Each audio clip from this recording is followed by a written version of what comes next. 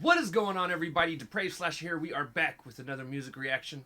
I'm Depraved. I'm Hellcat. And together we are HellaDepraved. And guys, I screwed that up. This is not just another music reaction.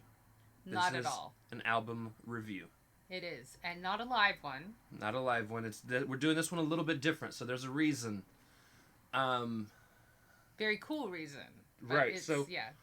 So typically we cover album reviews on Sundays before our live streams, which technically, as of this recording, it is Sunday. But we're dropping this on the same day the album drops, so it'll be this Friday, the 25th. We got an early, well, Mass, not Link, but we got an early album. Mass sent us the album early. He sent all the digital master files to us. So that we could do this specifically. I've actually known about this album for quite a while. I didn't know all the features. I didn't know all the details, right? Just that it was coming and soon enough. We knew this was happening, and he did send me the artwork early and was like, look, no one else has seen this. Don't show this to anyone. Right. And it's even changed a little bit since then. Not much, but a little bit. Yeah. But yeah, so he sent this. He actually tried to call me the other day. I still haven't gotten to actually talk to him. We were asleep. Yeah. But we're super excited about he's this. super excited to hear our opinions on it, and what we're probably going to do is upload this when we get everything ready and ready to upload, and then send him an early link so he can go watch it in his free time, and then it'll go live Friday. We'll probably even do a premiere. He releases. Yeah. Just so we can actually be there. But unlike the other album reviews that we normally do, those are normally already released. Right. So that is the difference. That's why this isn't live. We're super excited about it, though. We're also excited that it's going to be able to be dropped right after he releases the album. I do have my physical copy coming, though. Yes. I've already paid for that. We are those people. Damn straight. So, yeah. So I am super excited. I got something in my eye, and it is going to drive me batshit this entire review. Now, I do have my phone with me. I have it with me because this is how we're going to reference the track list. Now, the names of the tracks that he sent are the actual names, but it does not say who the features are on them, which is something I want to be sure to get right. Because it's the file name. Yeah. Right. It's just the file name. So, the album is called Unstable. Again, as of you guys being able to watch this, it's out. Right. Run it up on Spotify. Please do. He deserves it. If you've got the money, head over to Massive Man's website. Buy the album. He's sending them all signed. I'm so excited for this because, again, Mass is my favorite artist on YouTube. Right. I cannot say that enough. Plus, he's a very talented and very humble, super cool dude. So, right. Absolutely someone that deserves your support if you can give it. Right. And buy the album. If not, run it up, stream it, watch it. Now, just as a pre-warning, like we normally would with our lives, we do have our cigarettes. We'll be smoking during the reactions. We'll be drinking our Mountain Dews or coffee or insane amount of coffee. So this is not going to be done... I'm fueled on coffee. Right. This is not going to be done in any different way than we normally would if we were live. Except for we won't be chatting with people. Right. Yeah. So this first song is called Undertow. And it is featuring Zach Koval, who I've never heard of. But I have heard of the other feature, which is the Real Young Swag. Oh, cool. Okay. Which is always fantastic. Always a good combination. Right. Well, that's exciting. Somebody new. So, yeah, I have no clue who Zach Koval is. But we're very, very familiar with Real Young Swag. Right. All right. Love his voice. It is such a unique voice. And his style is amazing. And him with Mass is always great. So yeah, they play off of each other very, very well. Yes. I'm sorry. It happens. It's life. All right.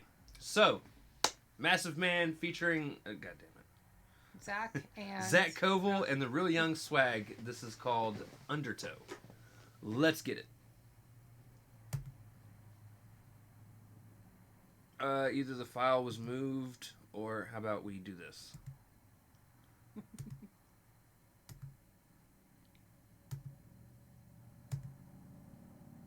Wants to play that way, huh?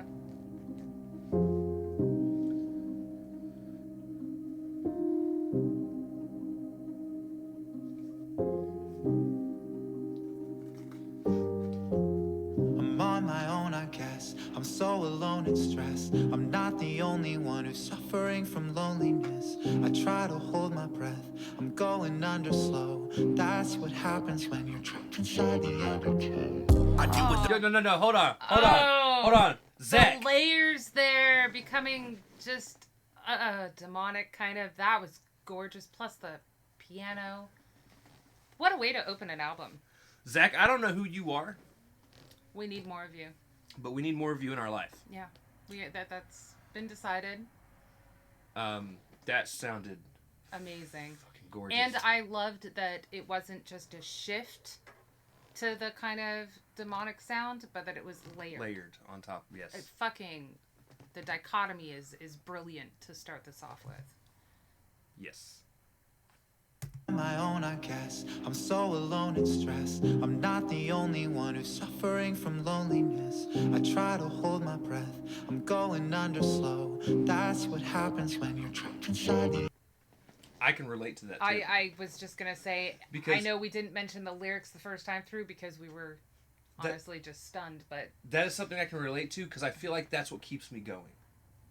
Is for the longest, whenever I would go through, and it was often my serious bouts of depression, the one thought in my mind is somebody out there's got it worse and they're getting through it. There's no reason why I can't.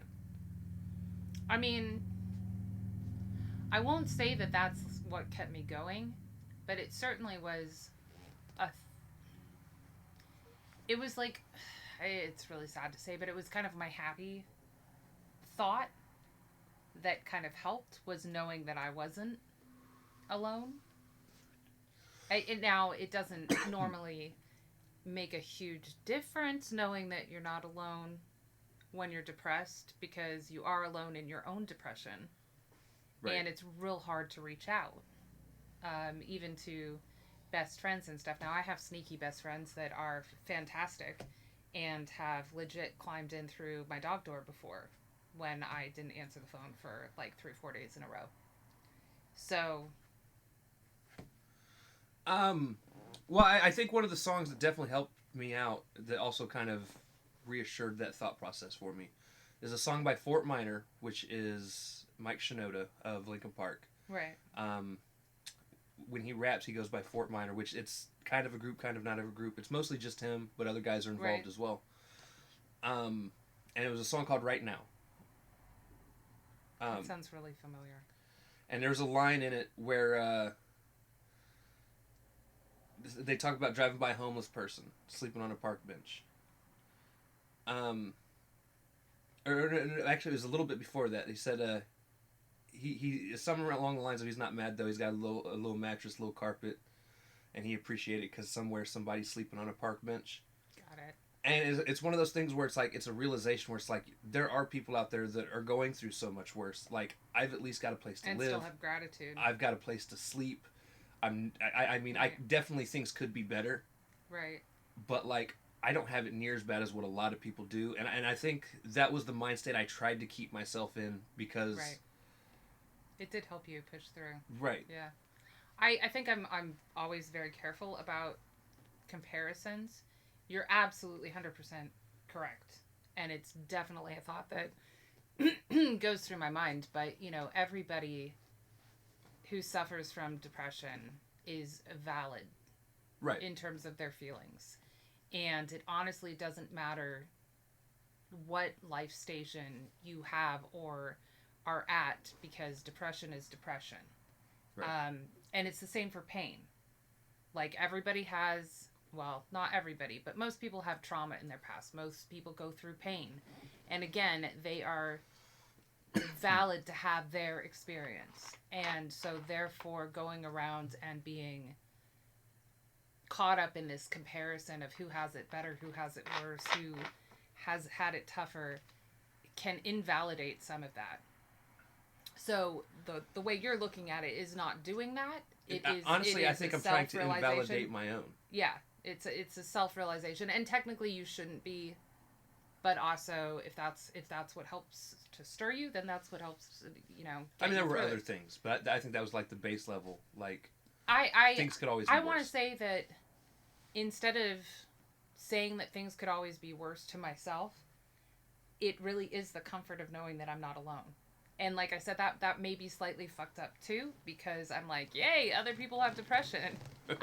You know, but right. On the flip side, it's knowing that, like, I'm not so weird that my own brain fucks me up and I'm the only one that this happens to. Right. You know, and once I get past it, I can be back to the place where I can reach out and maybe help someone else. Because I can understand what they're going through, if not like specifics. I can understand the process and right. recognize the symptoms, and therefore if they can't reach out at that point in their life, I can reach out. I can be the absolute insane person crawling through the dog door. Right. Because honestly, that did help save my life at that point in time. Right. That was her best friend, y'all. Yeah. I mean, like, it also made me laugh for like 4 days straight. So, right. I mean, it did help the depression. Right. All right, we're gonna try and not pause it as often, but mass is mass. And mass is mass, and they're always introspective, and they make us think. This is why this is his favorite artist. He is not far off of being my favorite artist. Right. So. The only one who's suffering from loneliness. I try to hold my breath. I'm going under slow. That's what happens when you're trapped inside the undertow. I deal with depression, I'm always obsessed and I'll never get used to it. My mind is a prison I live in, I'm sinning, I feel like a useless bitch. I pick up the phone and I call, nobody answers at all. I'm seeking the help, I'm all by myself, I'm banging my head on the wall. I'm seeking attention, I need it, I'm constantly feeling Oh, Mass, I'm so sorry I didn't answer when you called. I know, I was like, I'm sorry we were asleep. Nah, yeah, Mass, I'm usually asleep until 2 p.m. Eastern, homie. First alarm's at noon, but you know. Right. That's when I wake up, and then I stay up to make sure he's up. Right. But honestly, at least he tries to reach out, though. Right. I was just gonna say, like, maybe it's a learned behavior. He's done a little bit better, because when I get depressed, I don't even normally have my phone around me. Exactly. And it didn't matter when it was a landline or not. I'd unplug the son of a bitch. Right. Like, I didn't want. And I've always been the type that I don't want to burden other people with my issues. Like, I don't know that it's even for me wanting to burden. I don't want communication. Period. Like, right. It's not the burdening thing. Which is a factor. That is a factor. Like having to go to work and people trying to talk to me and ask how I'm doing. Am I okay? No, I don't want to burden them. But on the flip side, when it has been me alone at home and like weekend or when I wasn't working, whatever. No. It was, I legit did not want contact. That is my type of depression. Like, I will sleep for as long as my body will let me sleep. And then I will read. And just leave me to my fantasy worlds, and I want nothing to do with humanity whatsoever. Right. Which doesn't make it better, guys, but, you know. And I'll listen to depressing songs. Right. But, trapped inside of his mind, feeling like a little bitch, like... But I think the thing that he said that strikes me the most is it doesn't matter that he's been dealing with this his whole life. It doesn't He'll get any never easier. get used to it. Nope. You don't. Because your mind knows you better than you know you. Right. And it comes up with new shit. Yep. That is the wonder of the human brain. It's like, oh, we've learned how to deal with that one. Try this one out. Let me break you down with this one. And then we'll go back. Right. Then by the way, in 3rd grade, this is what you should have said, and now you're going to be embarrassed. In 3rd grade, you didn't know to be embarrassed, but now you're going to be embarrassed for yourself in 3rd grade. Yep. Congratulations. My mind is a prison I live in, I'm sinning, I feel like a useless bitch. I pick up the phone and I call, nobody answers at all. I'm seeking the help, I'm all by myself, I'm banging my head on the wall. I'm seeking attention, I need it, I'm constantly feeling defeated. My life doesn't have any meaning, something something is stunting my breathing. I'm back and forth with these thoughts inside. I think too much and it exhausts my mind. Think about it, it's stupid. It's so depressing, it's soothing. Demotivational thoughts just captivate and abuse me. I'm suffering and I hate it. My medication needs changing. I hate the fact that no one cares. What good is it to be famous? I'm on my own, I guess. I'm so. And I think that's the worst thing about depression is that feeling that nobody cares, because it's your mind lying to you and you believing it. Like, I know people care. Right. It's your brain my against you. My mom cares, my kids care, my friends like care. The way it should not be. But your mind is like, nah. And you're like, yeah, you're right. Nobody fucking cares. If people cared, they would listen to me. Right. And it fucking sucks. I mean, and the difference for me, at least when my mind does that, is like remembering that loving me and listening to me is far different than necessarily supporting every decision I make, right, or understanding me. Because there is a difference. Like, family members, for example, absolutely they love me. Do they always understand where I'm coming from? No, they don't. And that has been an ongoing struggle. But that they come from very different paths, very different ways of life. That's just the way things are. So, yeah, but your brain is the most convincing liar. And right. I don't do any of the meds for different reasons than you. Some of the same, but also different reasons. They don't work on me, guys. Right. A lot of meds don't work on me. A lot of different types of meds don't work on me. So, but I think his comment about his brain overthinking is probably why I don't want human contact. That's exactly, I overthink to the point that I just absolutely, I shut it off. Right. And I do it on purpose. Right. And if I pick up the phone and talk to somebody, I have to turn it back on in order to formulate words and actually explain the situation. Whereas if I just shut it off and either listen to music or read and have no contact with anybody, it doesn't solve anything. Right. For sure. But I feel stable. Right. It's soothing, demotivational thoughts just captivate and abuse me. I'm suffering and I hate it. My medication needs changing. I hate the fact that no one cares. What good is it to be famous? I'm on my own, I guess. I'm so alone and stressed. I'm not the only one who's suffering from loneliness. I try to hold my breath. I'm going under slow. That's what happens when you're trapped inside the undertow.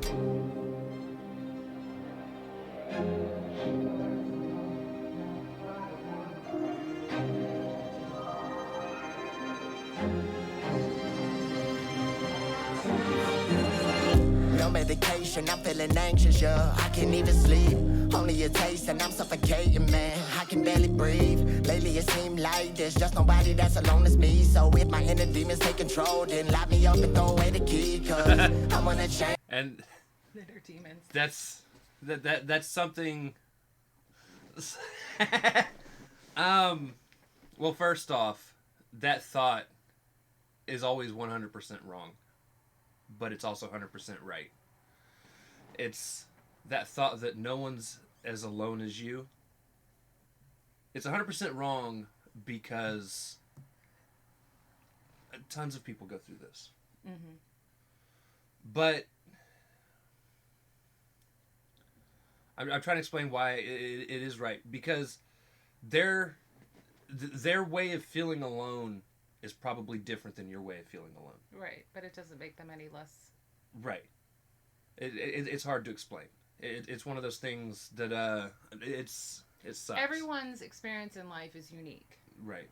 And again, it's that whole game of comparison that I try and avoid, because my pain is not the same as someone else's pain. That right. doesn't make their experience with it any less or mine any more. It just means it's different. So one person's version of being alone is different than another person's, and it doesn't make you any less isolated, especially when it's all happening in your brain. I mean, your brain, again, is the greatest trickster there is. So when you're going through it, and unfortunately, a lot of times your brain forces you to do it alone. Right. And then I like the demons line just because I've had a line similar, except mine was, say hello to my demons. This is my team. They're my friend now. Yeah. Like, we get along now. We made friends. But, throw away the key. Your taste and I'm suffocating, man. I can barely breathe. Lately it seems like there's just nobody that's alone as me. So if my inner demons take control, then lock me up and throw away the key. Cause I wanna change, but I kinda like how the pain feel. Now I'm all chained up. They got me stuck in the same jail. Up in my brain, I can't escape it. Man, I feel like I'm breaking. I'm going insane with no one to blame. So I gotta face it. Up on myself with nobody else. I'm guessing that I was a problem, but I don't need help. And I think that's also a part of why I do what I do. When I look at it as like somebody out there does have it worse than me, that's how I face it. Right. And I feel like that is the one thing people need to try and do when it comes to depression is find out what it is that they can do to face it. Right. It's very easy to fall into depression and just stay there. But like, I mean, there was a bunch to it. It wasn't just like, it's not just me saying like there are other people that have it worse. No. I also start thinking about my kids. That's why I said that, it's both healthy and not. Right. But I also think of like my kids and like understanding that like, they love me. Right. Even if my mind is telling me they don't want anything to do with you, right. I know that's bullshit. Right. And now I've got you, and I mean, my mom's been there, right, and helped me through a lot of it, and it's everybody just has to find what their motivation is to get out of it, even if it's just temporary. Right. Just something to break the cycle, because like he said, like he has basically become addicted to the pain, and it's less becoming addicted to the feeling, I think, than it is you isolate yourself so much, and like you let your brain run amok, and depression is so unmotivating that by the time you have the rational thought of like, shit, I really need to do something about this, everything is so overwhelming. It's such a hurdle. It feels like you can't get out of it. Yeah, exactly. And so it's easier, not necessarily better, but easier to stay in stasis, It's just makes sense.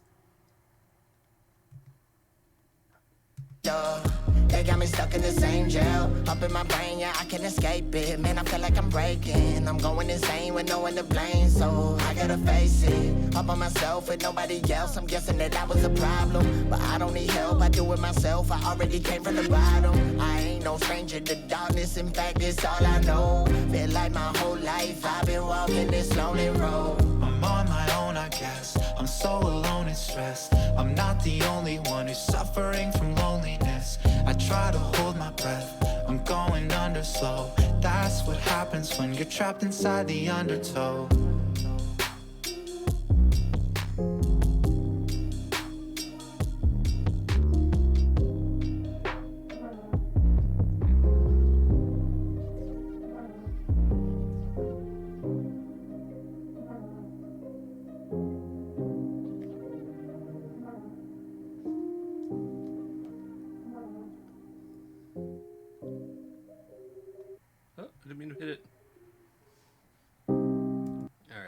So, instrumentally, not only did they start and stop with the piano, but the string instruments in there. I'm a sucker for strings. Fucking beautiful. Absolutely wonderful. And the undertow reference, I really like it, not only because a lot of people equate depression to drowning, but an undertow is a perpetual cycle. Right. It is something that the ocean does, with the tides. There's an undertow, and it's also another thing too that like it's something that looking on the surface you don't see. Right. So many people actually get trapped in undertows because they aren't aware that they're there. Right. So like you don't know that the undertows are there, but it's like all it takes is getting just that little bit of foot caught in it, and it grabs you, pulls you under, and that's depression, honestly, in a nutshell. You could be happily surfing along in the sun, and all of a sudden you could have the greatest day in your life, and you look over and see something, and all it takes is that one trigger, right, to send you down a very dark path. But that's why I like that comparison, right, that they're using there. And again, real Young Swag, he does the sort of singing mixed in with the rap, and I really enjoy that, especially on a track like this.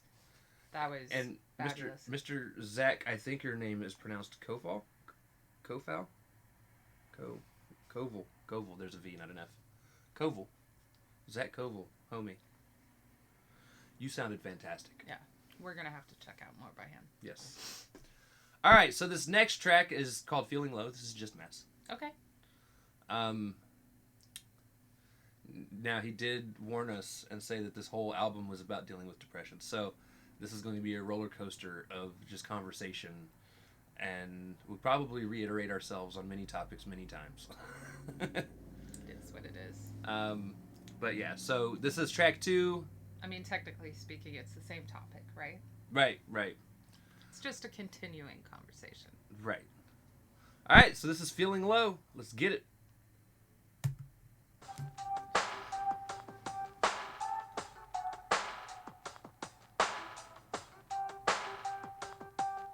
An old school boom I like that, beat. yeah.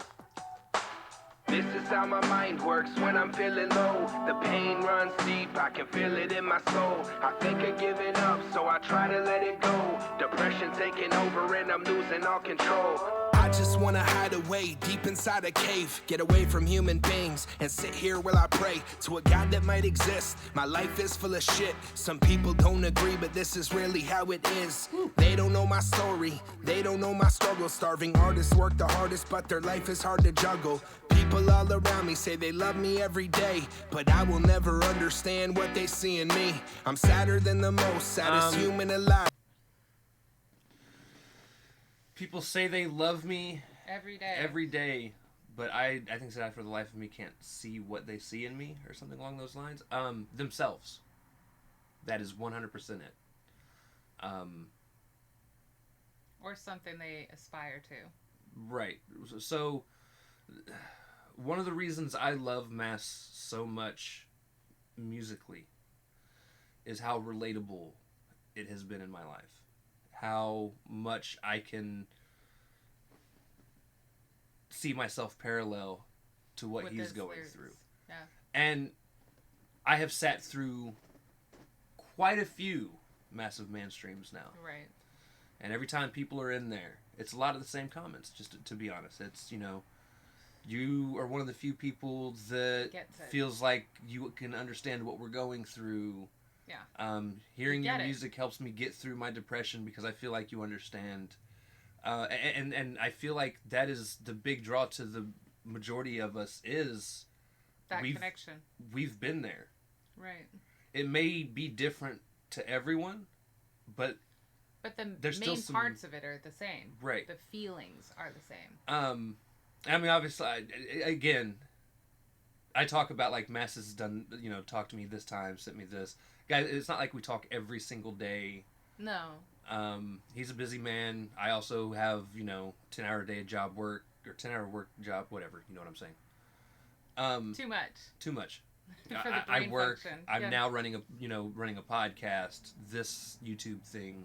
Right. So, I mean, everybody's got lives. Everybody's got things they got to do. But, like, I do feel closer to Mass than a lot of other people because of what I've been through. Because of his and what lyrics, he's been through and the things that he has to say. Yeah.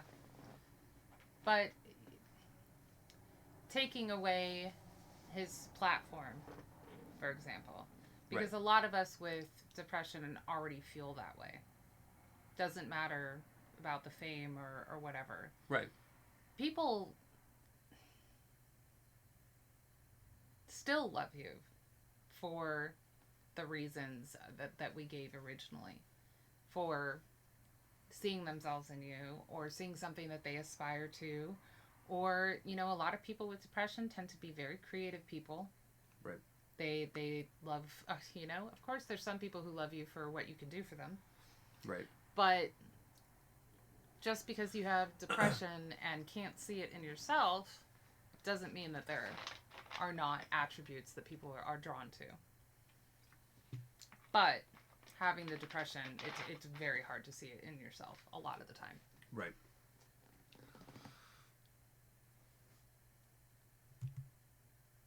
It's really how it is. They don't know my story, they don't know my struggle. Starving artists work the hardest, but their life is hard to juggle. People all around me say they love me every day, but I will never understand what they see in me.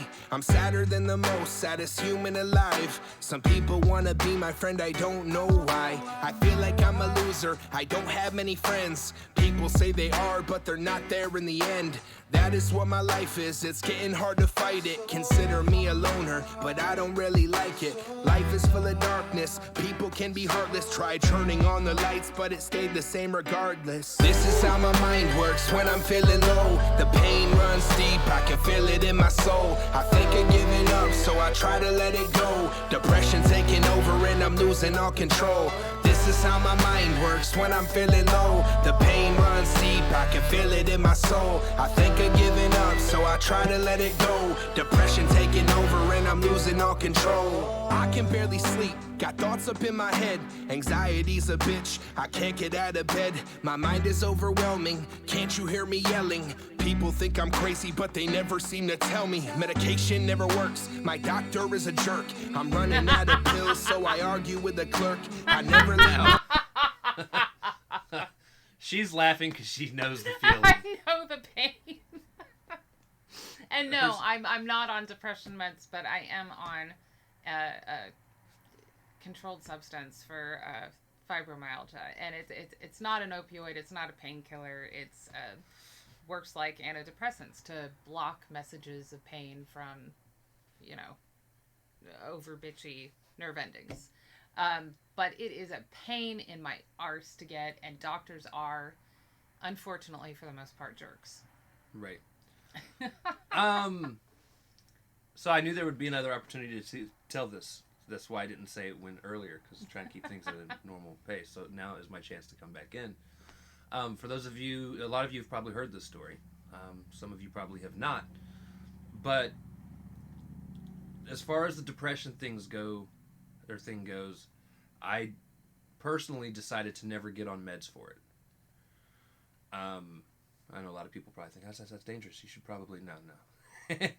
It's okay. So I am not by any means saying to not be on meds. If it helps you, it helps you.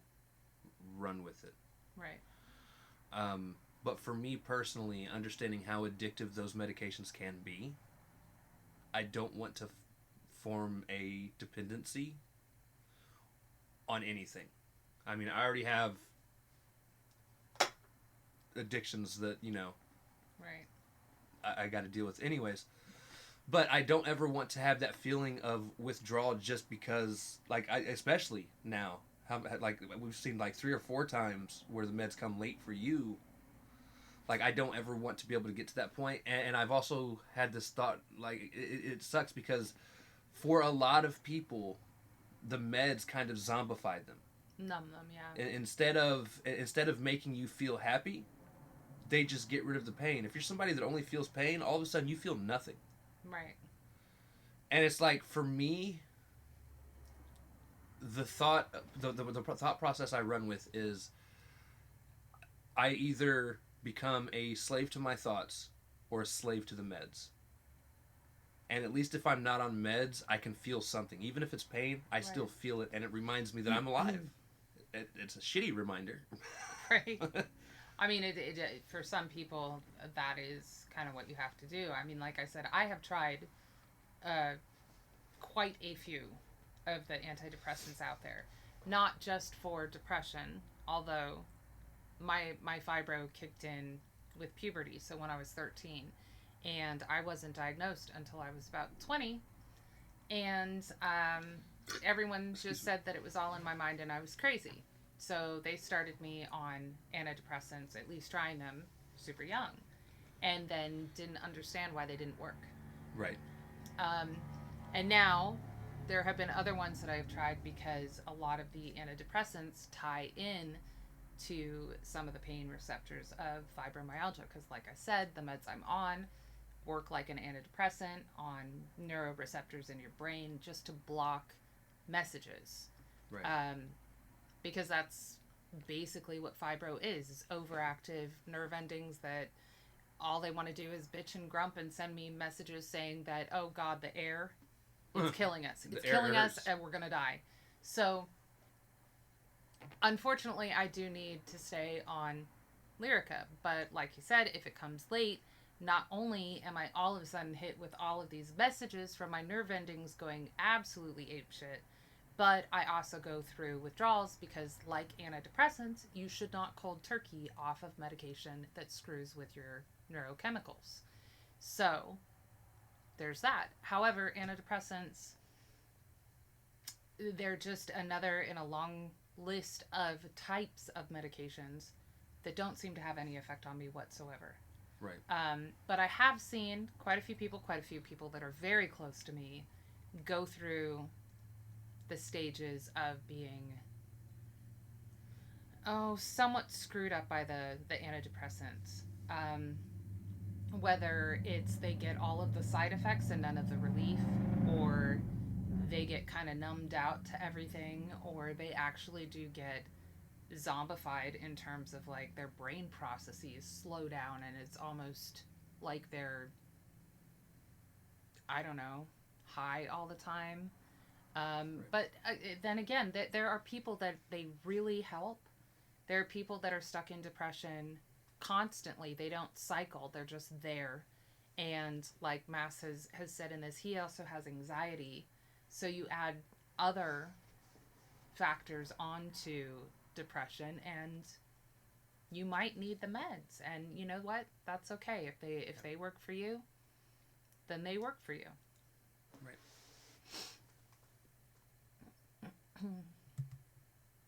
Get out of bed, my mind is overwhelming. Can't you hear me yelling? People think I'm crazy, but they never seem to tell me. Medication never works, my doctor is a jerk. I'm running out of pills, so I argue with the clerk. I never leave my room, cause that is where I'm safe. It's sorta like a prison, but it's my happy place. I'm always in a hurry, my parents getting worried, looking at the future. We are actually like that, but I don't think that's the depression. I think that's just... I have never... I was going to say, I have heard a lot of people say that and refer to... Look, my parents even referred to my room as my tower. Like Rapunzel. Right. But, again, it translates into self-made prison. I've never personally... Like, happy place, sure. Can't get out of bed, sure. Like, I relate to all of that. But the prison thing, it's like, no, this is legit... my happy place. I'm good here. Thank you very much. I think a lot of mine is I don't like dealing with people. That's, like I said, that's exactly... I will tell you now, ordering online has become the greatest thing to ever have been invented, because now I have no reason to really ever leave. Okay, so it's not just that, but okay, that is one of the great things about the pandemic, is so many other places have joined the online ordering thing, and I could not be happier about like that. Even food delivers now. Like, I'm serious. If I could get cigarettes delivered, outside of going to work, I would never go anywhere. Can anybody drive around and deliver me gas too while we're at it? I just legit would not go anywhere. Like, and that's not saying that I don't like to travel, guys. Like, I like to see new places. I like food. Entertaining people. I gotta pee. Stuff like that. But on the other hand, like I said, we're not cutting. I am such a introverted loner. This is the most social I ever become. Right, we're not cutting this either. Have fun, baby. Oh, I'm legit entertaining the masses. All right, I see how it is. So yeah, no, I'm a bookworm. I like good music. I think part of it does have to do with the fibro. So often, I mean, right now I am on a heating pad because that is one of the only things that seems to help me with my pain, no matter how scorching it is outside. So I melt to feel better, which kind of sucks. I think something that does worry me about going places, like going to a friend's house or whatever, is if I start crashing in terms of my pain level, because I can't take painkillers because they don't work for me.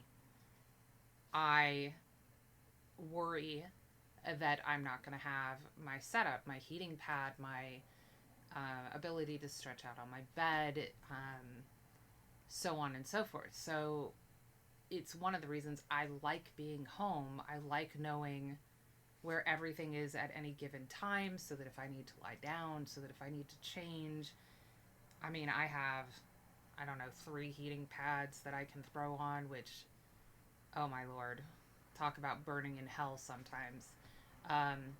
But you know, there's all of the stuff around me, whereas if you're out and about, you don't normally have those options. But I also don't get bored by myself. I get very bored very quickly around too many people. I mean, unless I have pets. If they have pets, like, I'm entertained for longer until their pet gets bored and wanders off. So, you know how there are some artists have names for their fan bases? Mm-hmm. So, like, Eminem has his stans. Right. Nicki Minaj has a group. I don't remember what they're called either. Can I be a masshole? I want to be a masshole. All right. I mean, like, consider it done. You, sir, are knighted. All right. Number 1 masshole. Number 1 masshole. Let's get it. Are we good? Are we good? Okay. My vision's getting blurry. I don't wanna die, but I think it all the time. I really love my music, but I'd leave it all behind. If I could be at peace, get married to a girl, my life would be complete with purpose in my world. And I don't wanna hurt, can you take away my pain? Cause I don't wanna live another day to feel the same. This is how my mind works when I'm feeling low. The pain runs deep, I can feel it in my soul. I think of giving up, so I try to let it go. Depression taking over and I'm losing all control. This is how my mind works when I'm feeling low. The pain runs deep, I can feel it in my soul. I think of giving up, so I try to let it go. Depression taking over and I'm losing all control. This is how my mind works when I'm pain deep. Think of giving up. This is how my mind works. Think of giving up, so I try to let it go.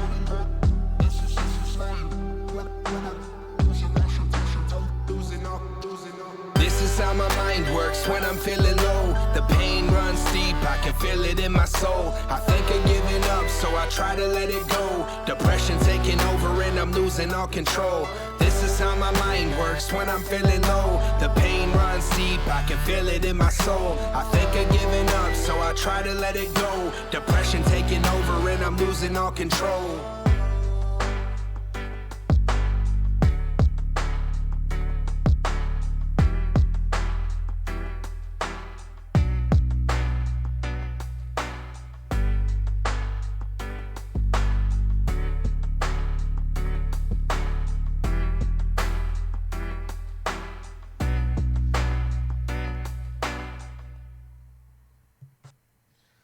So, absolutely love that song, and it actually just got me thinking.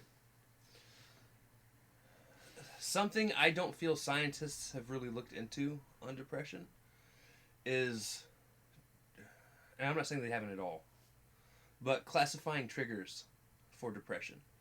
Because thinking about it, I feel like there are different people that get triggered by different things, but I feel like it could probably be categorized. Right. Right. Like, for me, because don't get me wrong, I still get hit with it. But it's not near as much as I used to. And I think a lot of that has to do with you. So I feel like the lack of real companionship is probably, or bad companionship, period, That's definitely one of the things. It is sure. one of the things. Just like I know there's some people that like lack of human interaction, period. Right. Like mine is definitely not lack of human interaction. No. It's lack of the right interaction. Right. Yeah. Some people it could be monetarily connected, but connected. that's going to dive back into why. I don't know. That's something I think scientists should look more into, or if they have, I should probably look into that and see what they think. They have, but you're talking more about psychologists and behaviorists versus... Which is what I'm most interested in. Yeah. Yeah. No, it has definitely, like, trauma response. And I say that because, don't get me wrong, when depression hits, it's everything. Yeah, it's a sideswipe. But for most people, there's always a trigger. Something that has caused it to happen. Right. And it's something, like for me, especially year 4 or 5 after my divorce, it could be something as simple as, oh, my kids don't want to come over this weekend. Right. And that would lead to, oh, my kids can't stand me. They don't want to be around me. And then that would lead to, kind of like my friends, they never want to be around me. Nobody calls. Yeah, well, Nobody it's a downward cares. spiral. Yeah, and it's a yeah, spiral staircase that you're falling down of just bullshit that you're pulling from everywhere. Right. And and your brain is like, let me supply you with all the proof. It's like instead of pulling petals off of a flower, it's like pulling fucking thoughts off of your brain. Right. It's like, let me count the ways you were not worth living for. I honestly kind of feel like as we overpopulate the world and just continue mass human reproduction, it's like serotonin is becoming less and less. Like it's like there's not enough to go around. To be honest, it's technology. Well, there's a lot of that because okay, so one of the natural resources that helps is vitamin D3. That's sunlight. And people aren't getting outside as much. You were talking about human interaction. And, of course, human interaction, there's always the right type of interaction. And obviously not choosing the wrong people. But the more and more we become self-obsessed and we think that we have the right kind of interaction on social media, but there's so much negativity on social media and people who keyboard warriors who are hiding behind the screens that feel like it's okay to take their negativity and their anger out on other people by saying shitty things. Right. I mean, so there's that, but then there's also now people are obsessed with staying in and playing. I mean, I'm not saying video games are bad guys, but like not getting outside and playing, not getting outside and interacting, so on and so forth. Now, you just heard us say that we're perfectly happy shut up in our rooms and, you know, not doing jack shit, but I'm also not one of those people. I don't technically get lonely by myself either. Like, I don't get bored. I don't get lonely by myself. The loneliest I have ever felt is with someone else. Right. And that is a sucky feeling. That's horrible. It's when you realize that you would be less lonely living by yourself. You know, and in doing so, in making that decision, I made myself homeless. Right. So, like, and I was happier. Legit happier, bouncing from couch to couch with all of my stuff in storage. So I think that is one of the things I absolutely love about you specifically, in terms of us, is it would be really easy for her and I to lay in bed, her be on her side of the bed, me be on my side of the bed, she's got her Kindle or her phone, I've got my phone, waste the night away, go to bed, but she'll start easing closer. And when she eases closer, I know it's cuddle time. And she is perfectly fine. Even if I'm still doing stuff on my phone, she'll cuddle. I'll go one-handed.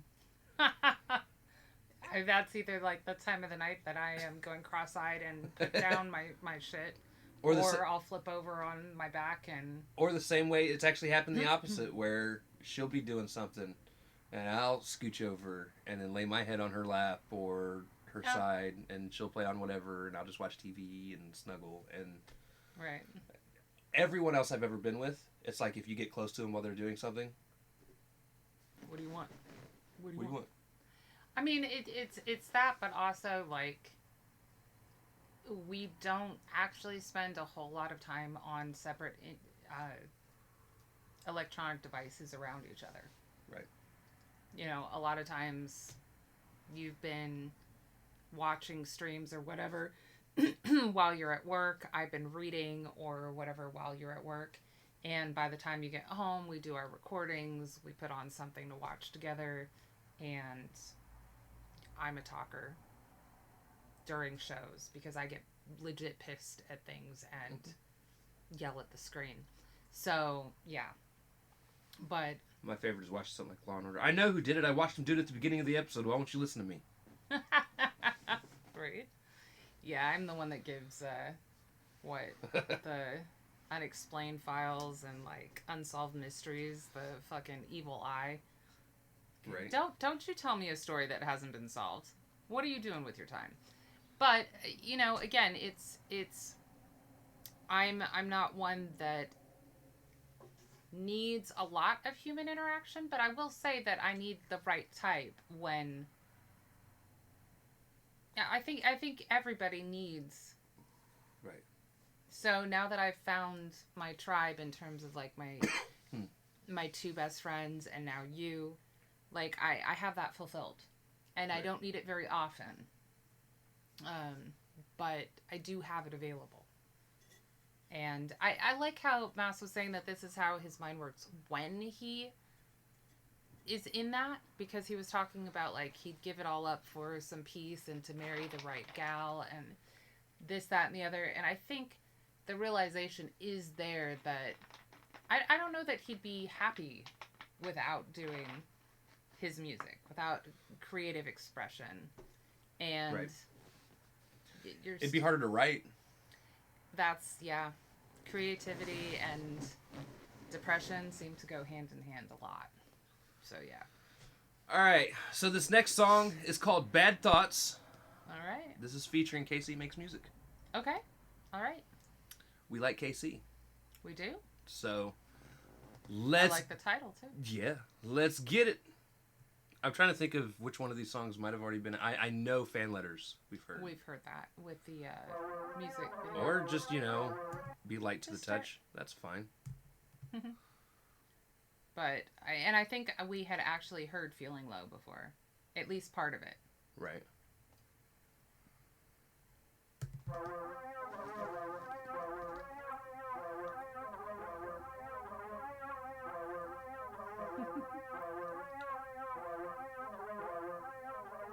Suicidal thoughts running through my mind daily, praying for the day that somebody gonna save me. Maybe lately I've been feeling crazy, constantly obsessed over thoughts, and it's getting dangerous. Thinking it's a hobby that'll probably get me killed. I'm taking medication, I'm dependent on the pills.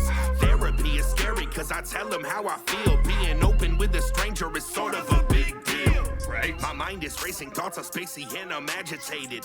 Dumb responses in my comments get me aggravated. I'm past the point of breaking, no mistaking, I'm the goat. It's getting hard to breathe with this rope that's around my throat. What? I can relate to the comments. I can relate.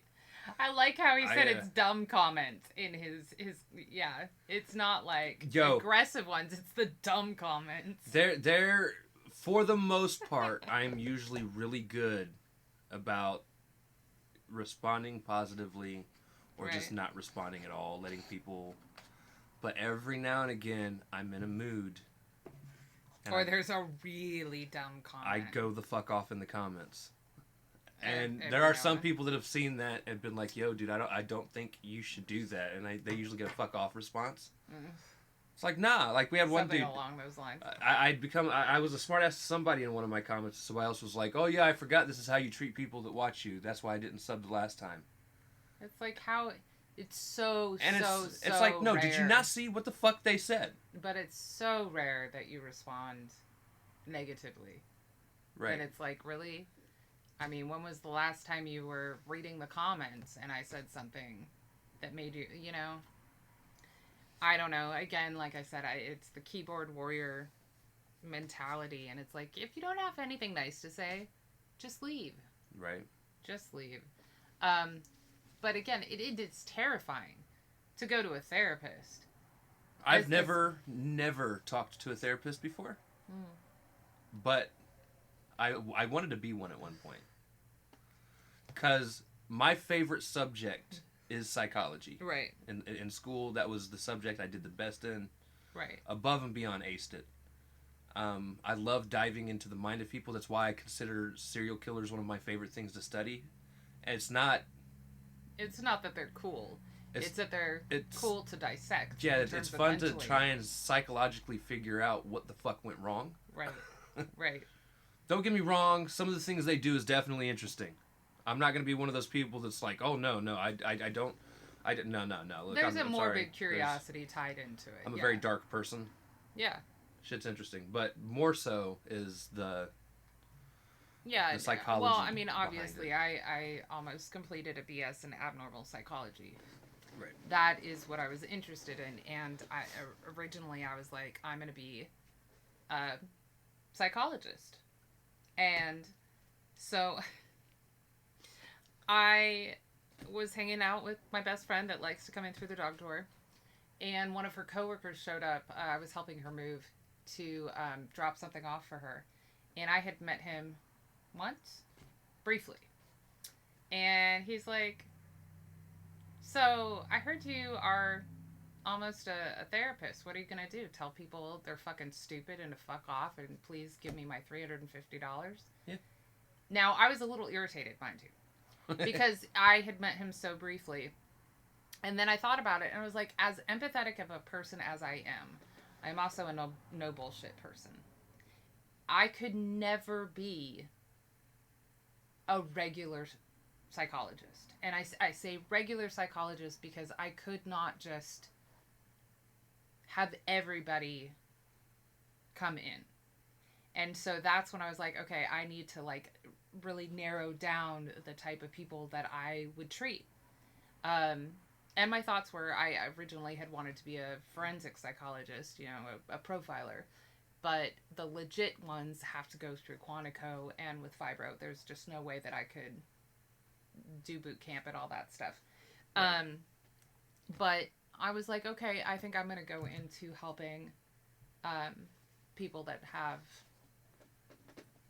some sort of abusive trauma. And part of the rationale for that was, like, I would not be able to deal with the people that legit had no reason for being there. And I'm not talking about the people that have depression, anxiety, stuff like that, but the people who like to hear themselves talk and have the money to just show up and complain about life. Right. And there's a big difference. Big difference. Because at that point, I probably would say, okay, that's going to be $350. I think what you need to do is you need to go out, you need to get your latte with extra caramel, extra whip, soy latte, and walk your poodle, and maybe get laid. Yeah. You know, and maybe go to a different therapist, because I can't help you. You pay for my time, but you're wasting my time. Yeah. So, I don't know. But yeah, like I said, everyone thought I was crazy when I was younger, so my parents tried to throw therapists at me. And granted, they were doing what the doctors recommended, and they were trying to help me. But I had my share of crazy psychologists. Like, people you should not be trusting your thoughts and feelings to. And I mean crazy. Right. I have had one exceptional one in my life. I have had one exceptional psychiatrist in my life. And that is in over a decade of seeing. So, it's terrifying. I get it. And then they're the ones that give you the pills, and you're like, I'm not sure you should be doing this. Yeah, just saying. I'm agitated. Dumb responses in my comments get me aggravated. I'm past the point of breaking, no mistaking. I'm the god. It's getting hard to breathe with this rope that's around my throat. What? think you better back off. I've been having bad thoughts. You think it's fun to be me? It's time I take the mask off. I think you better back off. I've been having bad thoughts. Lately I feel crazy, paranoid, like people hate me, facing constant isolation. Take the mask off. I put it all in a cage and to build up. Goddamn, it's a crazy way to live. I don't wanna be out of my head anymore. I've been at it since I was a kid. Been an addict for most of my life, and it's all because I never fit in my skin. What you know about waking up feeling like you in a prison? Guess you never been. Fist bump, not a handshake. Get away from the man when the man have a bad day. No breaks in the fast lane. You get told once till you get pulled like a handbrake. All eyes on me, and it feels like I just took a dose and I'm out of my brain. I'm all over the place, and I wanna be able to live without going insane. Something been creeping inside of me lately. I feel like I need a lobotomy. I don't know. I don't see how I could be on a regular basis with anyone else on the planet. I wanna be out of the space in my head I created to feel like I'm sane, but it's just an illusion. I'm running away from myself, and I'm wearing a mask 'cause you crowded me. I think you better back off. I've been having bad thoughts. You think it's fun to be me? It's time I take the mask off. I think you better back off. I've been having bad thoughts. Lately I feel crazy, paranoid, like people hate me, facing constant isolation. Take the mask off.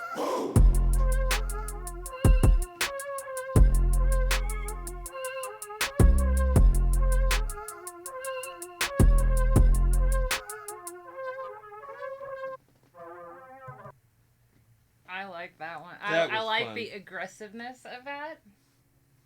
Like, and I really like the fun to be me singing that Mass did there. Like, that really sounded nice.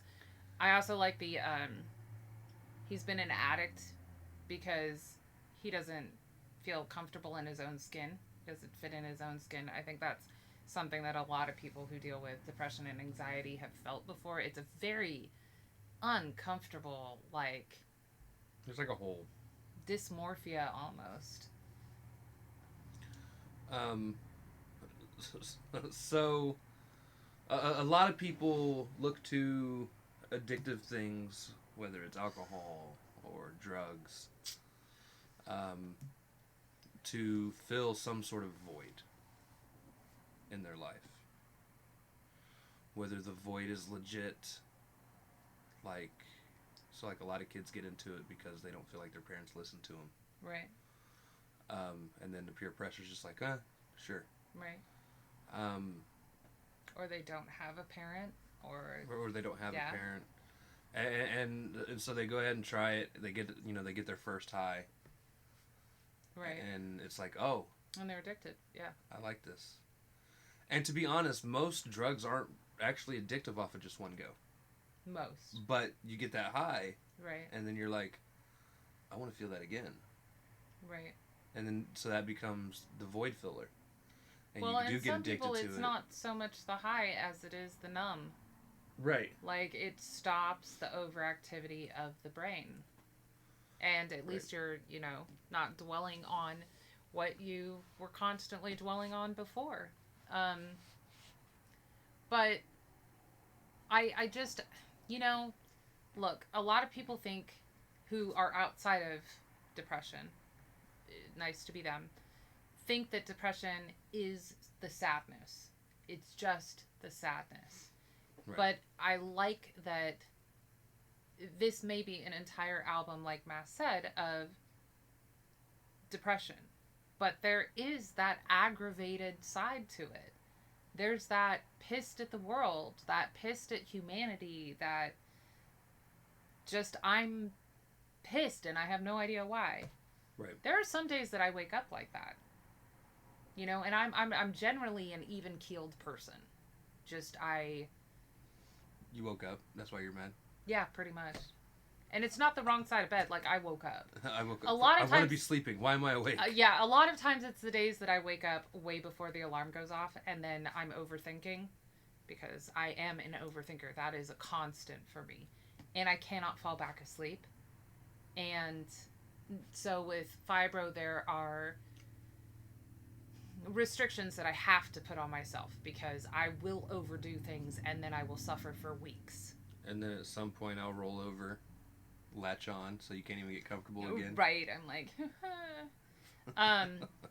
But that comes with its own set of problems. Because, if there are things that you need to do, laundry, vacuuming, shopping, whatever, and you have to ration out what you can do for each day, or some days you can't do anything because I know it's going to hurt me that day, but I know in 2 days I'm going to be down for a couple weeks. Like, it's just one of those things that my overthinking then goes into overdrive because there's so many things that I'm not taking care of that it's a problem. So, I mean, it's both lucky and unlucky that painkillers have never worked for me because it means I'm still in pain with the fibro, but it does mean that a lot of the addictions never happened. They're getting into the top. The wasps. There's like a space that big. Nice. We have wasps, guys. It's fun. So that wasn't really an option for me. It's honestly probably one of the reasons I took up smoking, because it's at least a distraction. It doesn't solve anything. Right. But it's a distraction. All right. So. But that was fabulous. I love seeing the angst because I get the angst. And Casey, you killed it. Yeah. Again. Yeah. All right. So this next one is called Temper. I got to keep remembering to not say master at the end because that's the name of the file. Correct. Next one's called Temper. This is featuring HellaDepraved. Cool. All right. Which, by the way, you need to remind me Monday to react to HellaDepraved's newest song that he put out. Okay. Put out a video for it. I keep meaning to get to it. All right. But then a ridiculous amount of people put out music, so we hit all that. All at the same time? Okay. All right. All right. So, yeah, this is called Temper. And I'm pretty sure it's featuring HellaDepraved. Yeah. Okay. Featuring HellaDepraved. Let's go.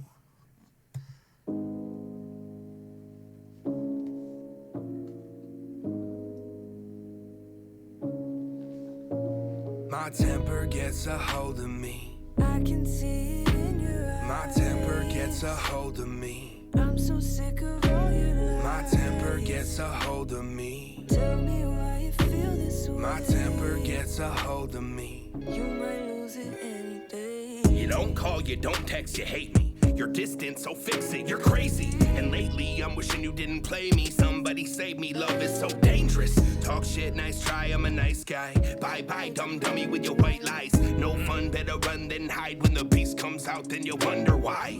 Nothing is changing. I fucking love this. Wonder why. This is my favorite song so far.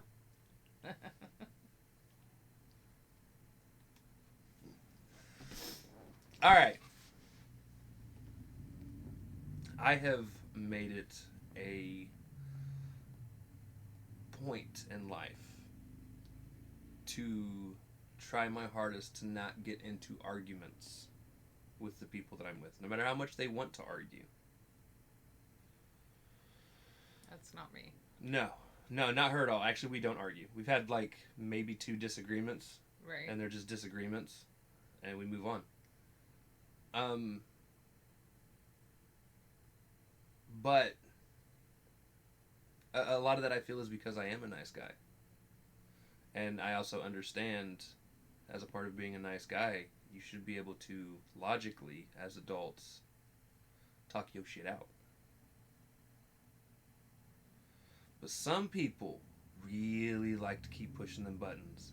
Really like to try and get you really pissed off. For whatever reason. Some people do. Yeah. And so for me, I would never hurt or hit a female that I'm with because of that. But I have wanted to. Not her. But I've been in relationships. Again, I'm much more of the empathetic, logical. I've been in relationships in the past where you get into an argument and you get that like almost anime look on your face where one eye's bigger than the other, and you're like, "What?" I've actually had past relationships say, and again, this goes back to being pretty even keeled in terms of my normal temperament. that the whole reason that they started an argument was because it was the only time they felt that they got extreme emotional reactions from me. Whether that meant that I dissolved into tears because I honestly had no clue what the fuck was going on, and I cry more when I'm frustrated, honestly, which is even more frustrating because I'm frustrated, or I finally snap back, which takes a lot to get me to snap back. But yeah, it was the only time they got extreme emotional reactions from me. And by the way, guys, that's called a toxic relationship. Yep. Because again, I would never want to hurt somebody, anybody, not just somebody that I am with and that I love, but anybody, just to get a reaction from them. That's bullshit. Right. That's utter bullshit. And you know what? If you have an even temperament, that's just your temperament. That doesn't mean, by the way, that I don't get animated, that I don't express my emotions, my feelings. The reason we don't argue is simply because we treat each other with respect and we talk things out. It's not because we're keeping things inside about each other that bother us or no, it's right. Nothing about that. It's just we both logically talk things out. And we also are mostly on the same page. So there is that. I mean, the only time you've snapped at me is when I was hurting myself to do something. So, you know, it's just one of those things. But I've had somebody legit say, that is why I do that. That's why I push your buttons. And it's like, no, unfortunately, I was young and I still disagreed with the concept. But I did not leave that relationship as quickly as I should have. So, yeah.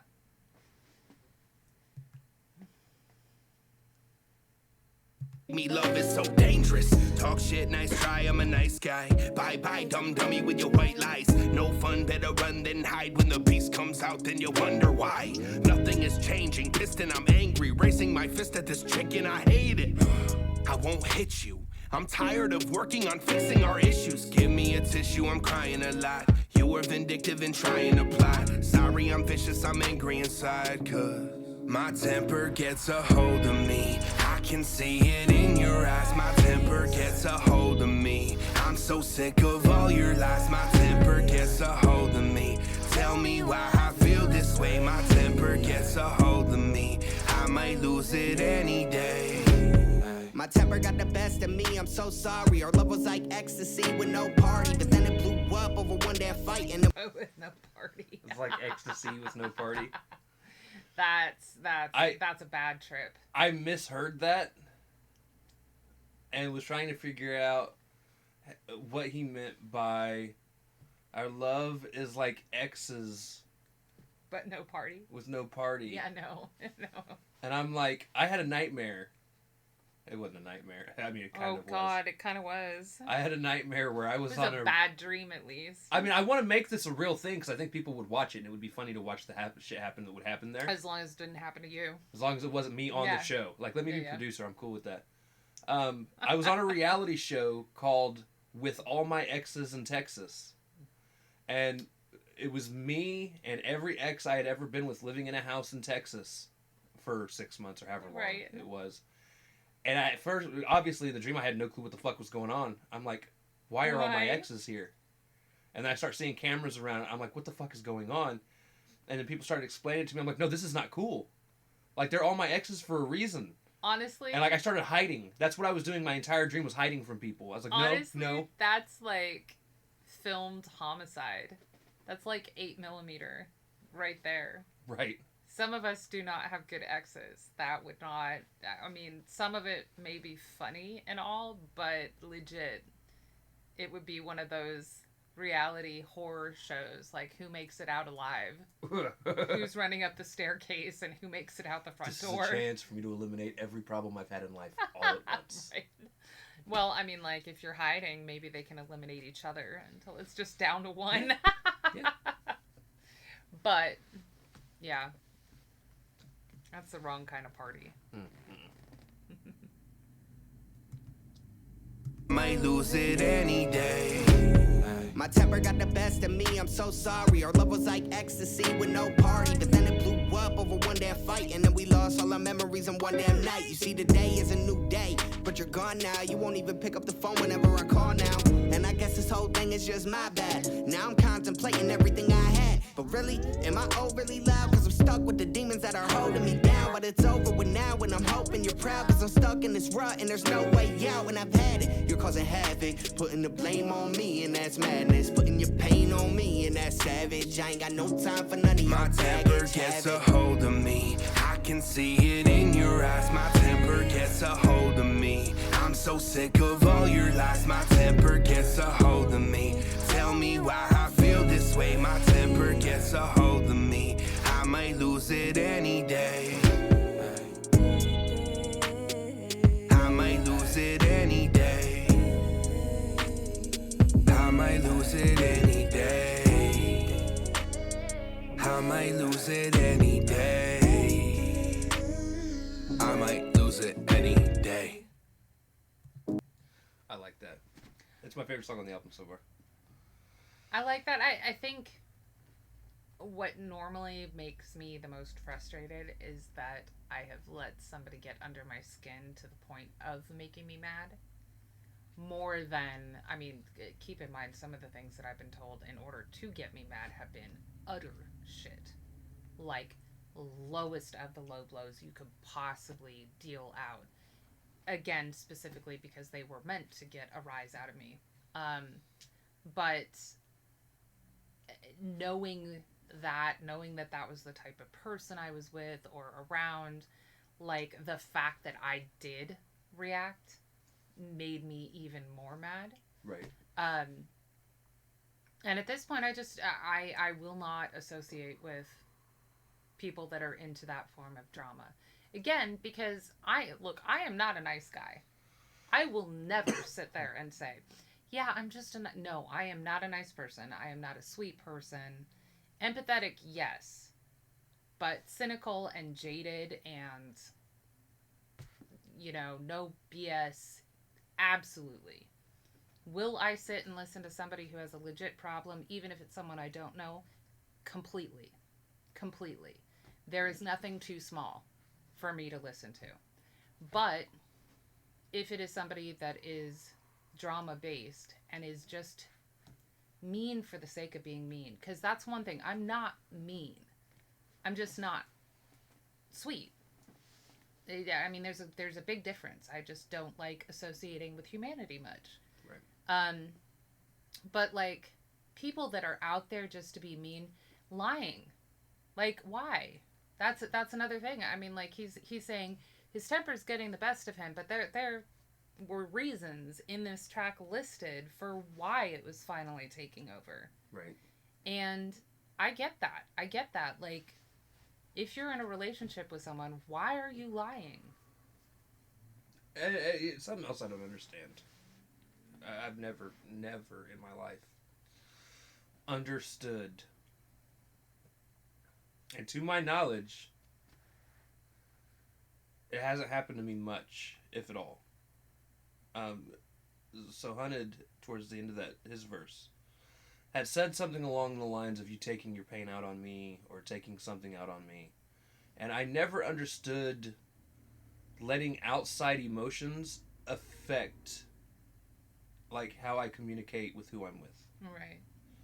Like, I mean, I've had several times where I've come home, even since being with you, where I just had a shit day. Right. But I get home and I tell you about my shit day.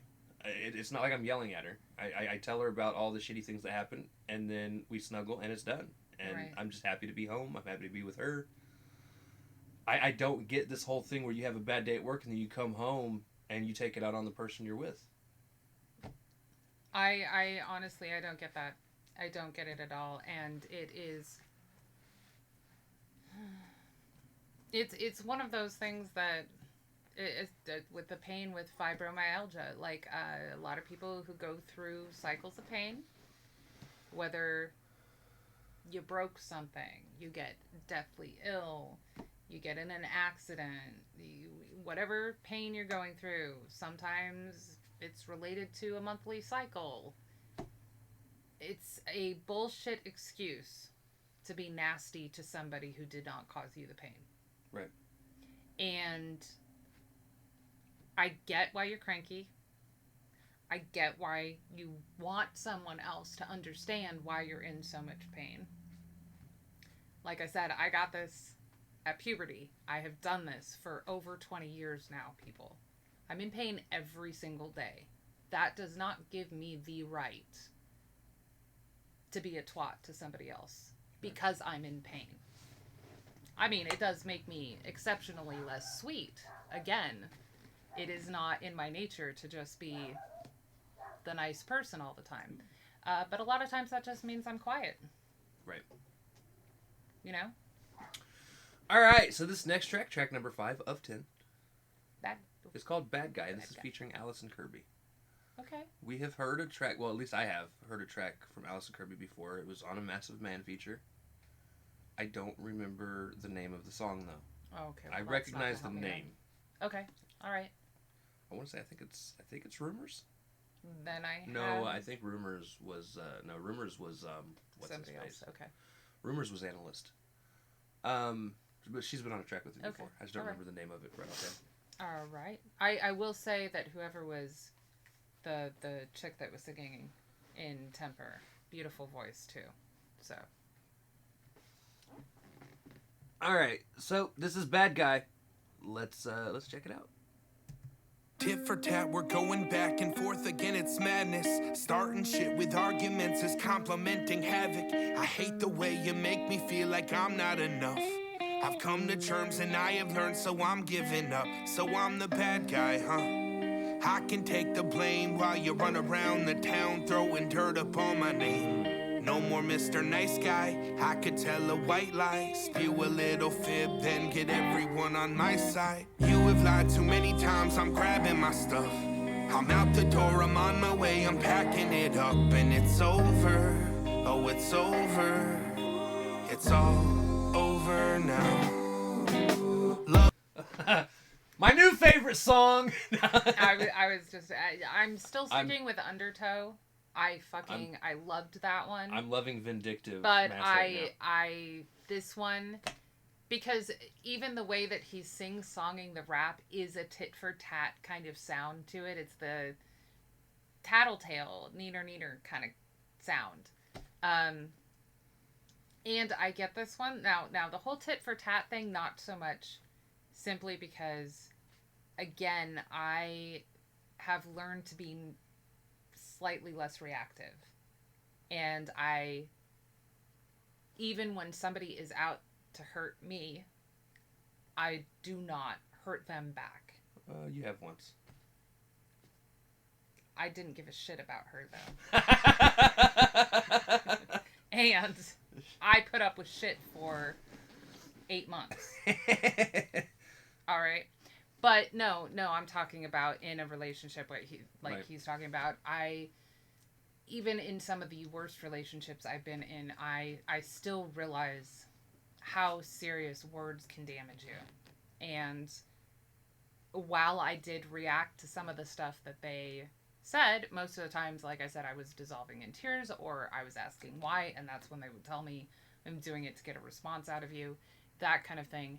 I still curbed what I said to them because I legit can get nasty. I don't like to. I don't.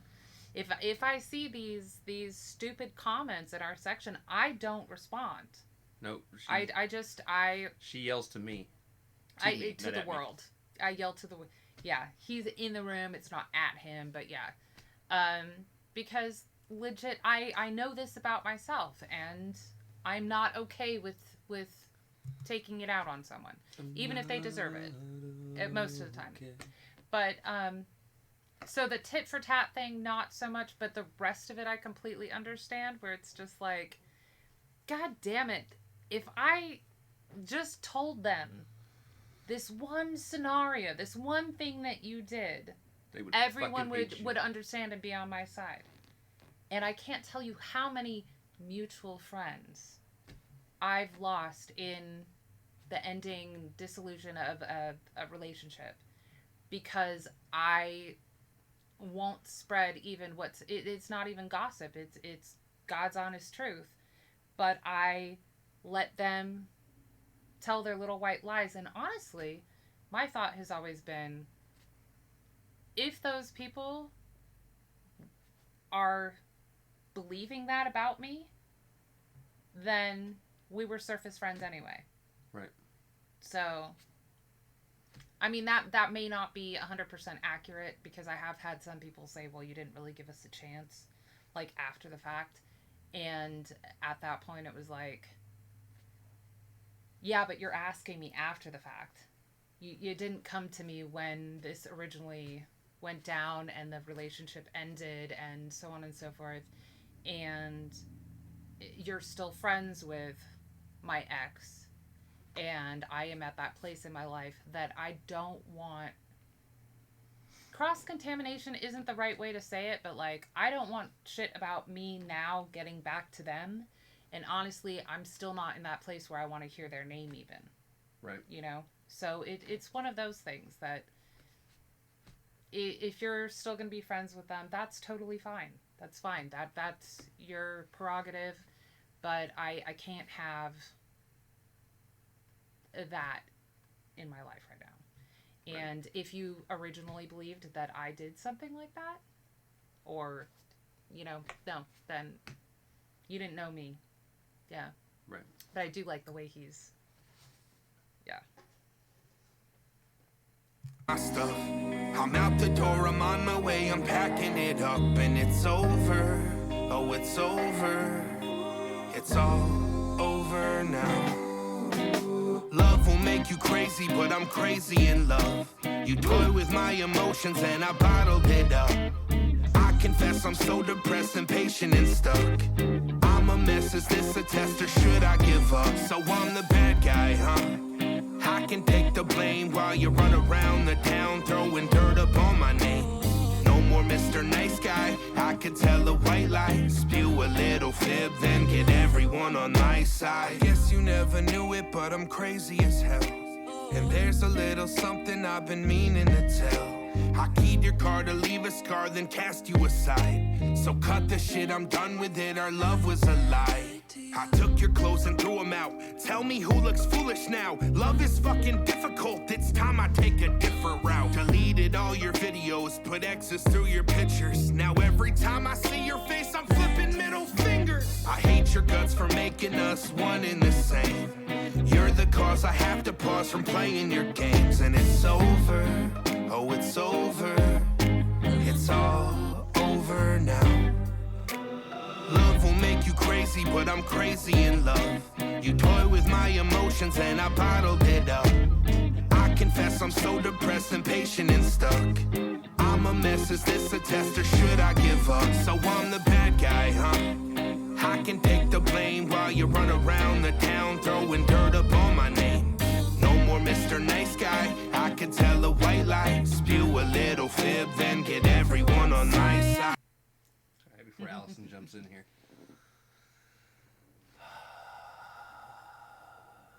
He makes it sound fun.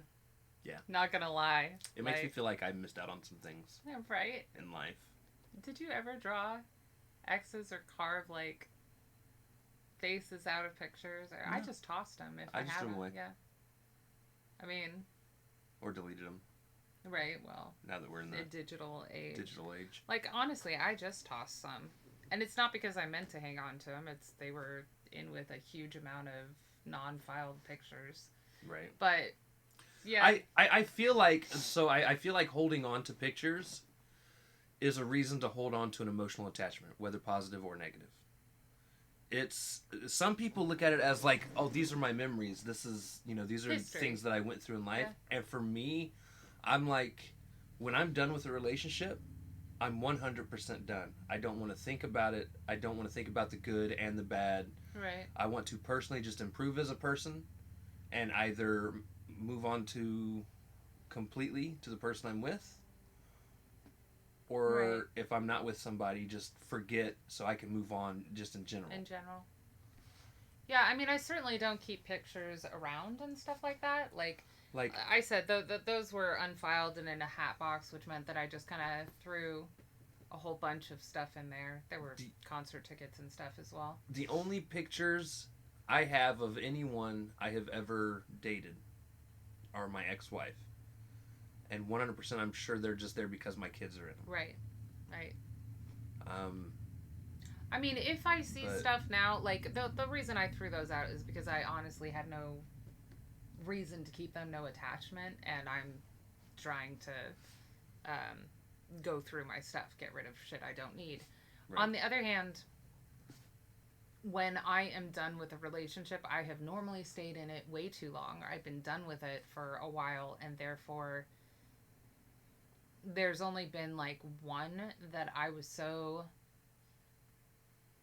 devastated, and it wasn't the end of the relationship. It was what the relationship had done to me that I went through like the darkest point in my life. But normally I'm so done that like I just emotionally don't feel anything when I see a picture. I mean, flipping it off, sure. Like, I've seen exes around town before and flip them off. I've flipped off most of my exes when they turn around. That too, yeah. I've done it before they were my exes. That too. Yeah.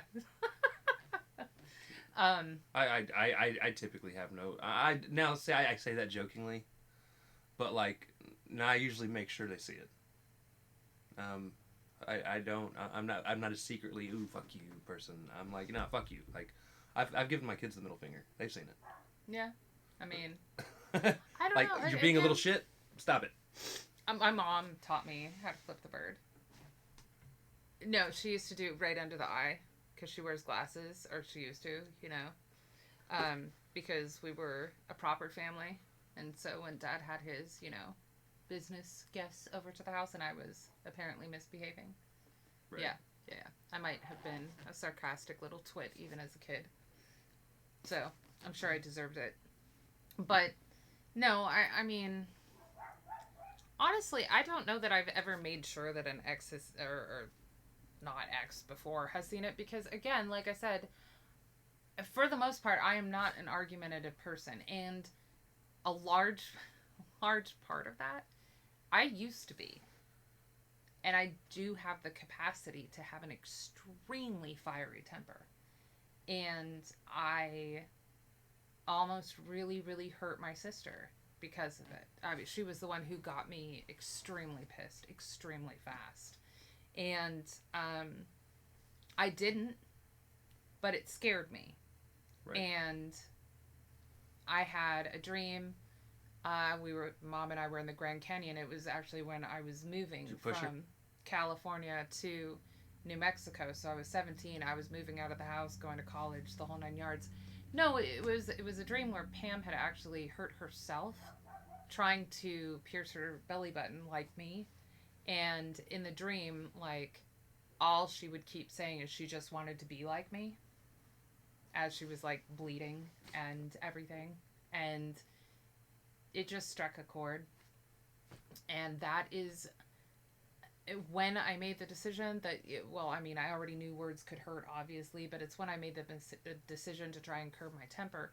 It came at the wrong time, though, because maybe 6 months later is when I met the first abusive ex. And I was trying to curb my temper.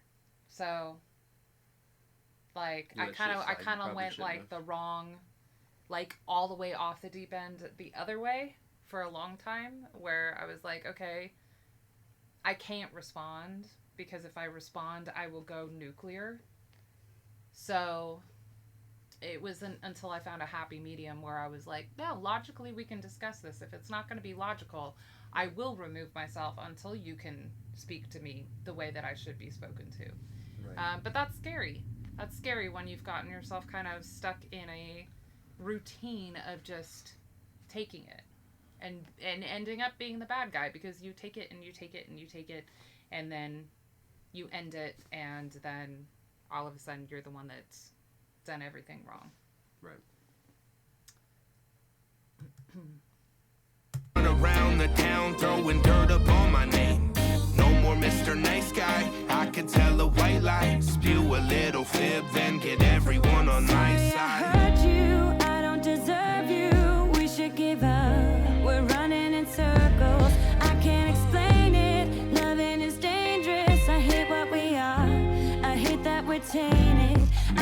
it's crazy to say that I love you. Somebody save me from getting in trouble. I know it's toxic, I'm trying to stop it, I'm dying inside. Our love is obnoxious, yeah. Love will make you crazy, but I'm crazy in love. You toy with my emotions and I bottled it up. I confess I'm so depressed, impatient and stuck. I'm a mess, is this a test or should I give up? So I'm the bad guy, huh? I can take the blame while you run around the town throwing dirt up on my name. No more Mr. Nice Guy, I could tell a white lie, spew a little fib, then get everyone on my side. I like that. Yeah. And she has a beautiful voice. She does. And I love how hers was coming from the other perspective and her being like, I'm sorry, I'm this way. Right? Our love is obnoxious. Shit sucks. I Right? do apologize. We're toxic. Yeah, but I can't get out of it now that we're in it. Now that it's a routine. Like, this is the way our love is. Which, honestly, like, as much as you want to say you're crazy in love with someone, if you're playing with their emotions, if they're constantly wondering if it's a test, if you're then it's not real love. Right. It's just, I want to see something. Keep talking. No, I mean, like, that was the culmination of my thought. Like, no, I want to look at something. Keep talking. I know. You may think that it's love, or it may be the only kind of love that you've ever experienced. But you shouldn't ever want that kind of damage to be done to somebody that you love. And I really think that it's important that if you realize that the only way that you know to show emotions to someone turns out toxic and it's a repetitive cycle, like, that's probably the time that you need to be alone and figure your shit out and work on yourself and, you know, go from there. Right. Did you find the other song that she's featured in? No, that's not what I was looking for. Oh, okay. I was looking for to see if there was any more of these other songs that we had heard that are on this album. I don't think. Other than fan letters? Other than fan letters. Okay. And even then, how long ago was fan letters? It was a while. So there's this one. Mm-hmm. Fan letters came out 214 days ago. It doesn't feel like it was that long. Right. Oh, where does time go? Okay, so yeah, fan letters is the only one we've checked out after this album. Okay. All right, so this next song is called Go Away, featuring Massetti. All right. We love when Massetti's involved. And I like the title. Massetti is a fantastic artist. Really is. Fantastic person from what I've seen. But yeah, I absolutely love listening to Massetti. Listen to his album that he came out with. I think it was last year at this point. Right. Yeah, I think it was. Still, great album. He had a track on that with Postcard, which right. at the time his name was Live, or not Live. It was PFV.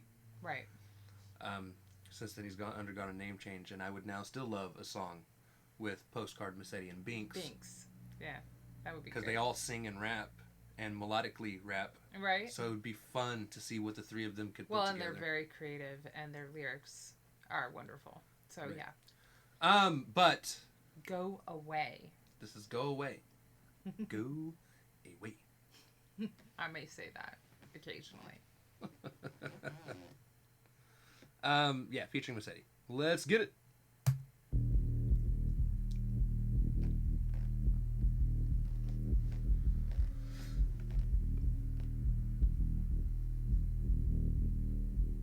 Go away, not letting you win. Fighting this every day, I'm developing thick skin. I would give it all to get it out of my system. I'm a slave to conditions I live with. Go away, not letting you win. Fighting this every day, I'm developing thick skin. I would give it all to get it out of my system. I'm a slave to conditions I live with. I am anxious, cold sweats and fainting. Everything is slow like I'm stuck in the matrix. My mind's vacant, thoughts are so dangerous. An untouched gun, one stuck in the chamber. I fear this like ghosts and dead spirits. I try to run away cause I don't wanna be near it. My heart's racing, taking my medication. I take a deep breath and started my meditation. I count slow to calm myself down. I'm covering both ears to block out the sound.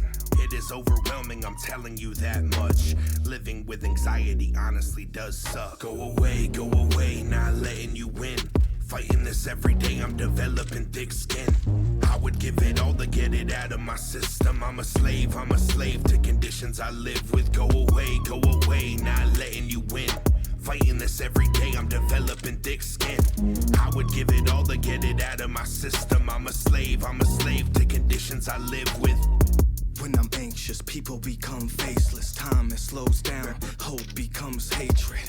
I hear this voice telling me that I'll never make it, and that my purpose is a shame, it isn't sacred. I wish I could change it, maybe my mind is too dangerous. Can't pull out my life like Vegas, say I'm just going through phases. But I know it's more than that, cause my outlook's been outrageous. I'm not happy with the normal life, really starting to hate this cause it's boiling inside, piling up like it's firewood.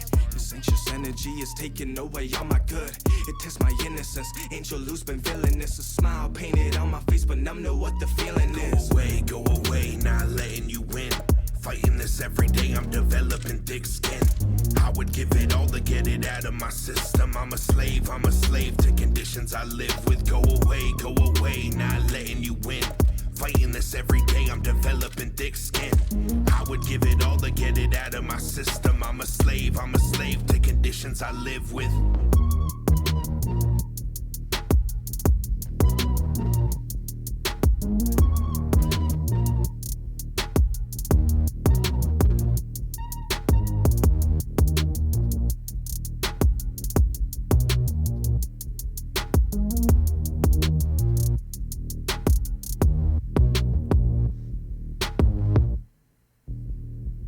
Damn, that is some blow your speakers bass. Right. That was fantastic.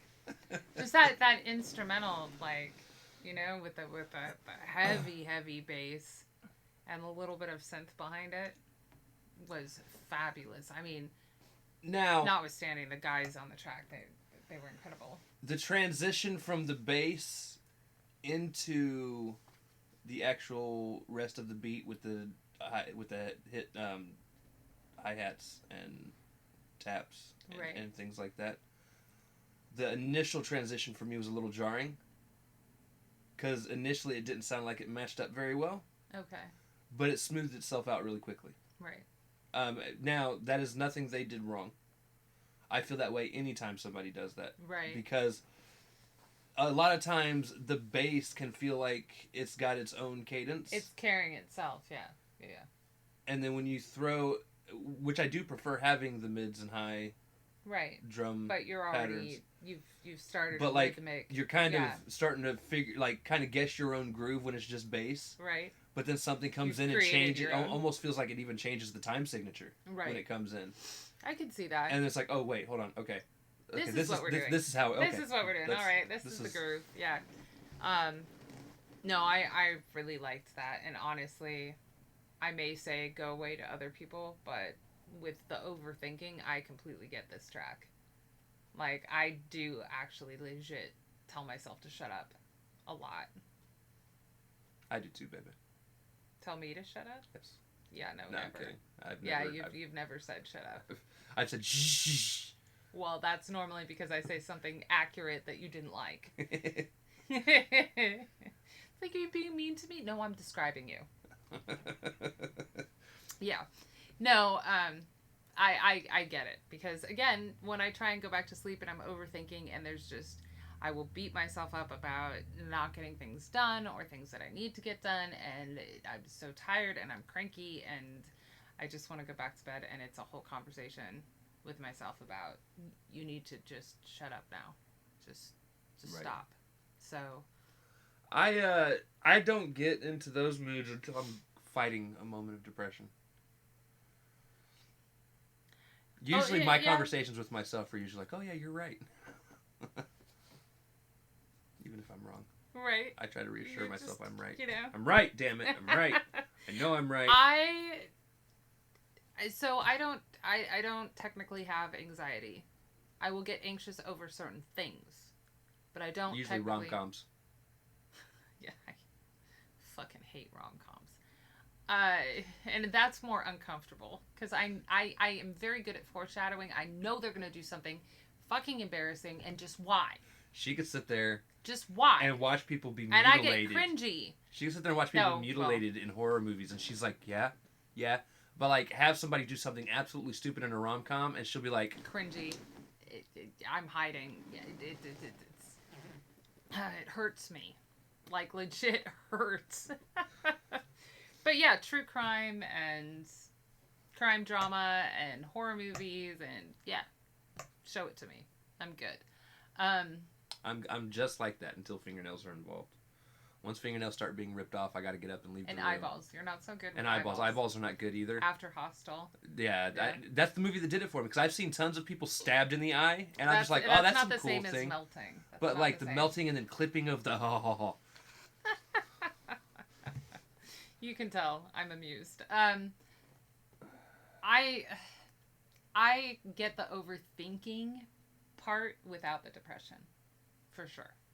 Right. And the beating myself up part doesn't necessarily equate to depression for me, because it's just one of those things that with fibro I've had to deal with. Like, it's just some days I can't call and deal with car insurance or this, that, and the other. Like, I just can't do it. But it does mean that I'm going to sit there and dwell on it for a short period of time until I can get myself to think of something else. It means I'm very good at distracting myself. Right.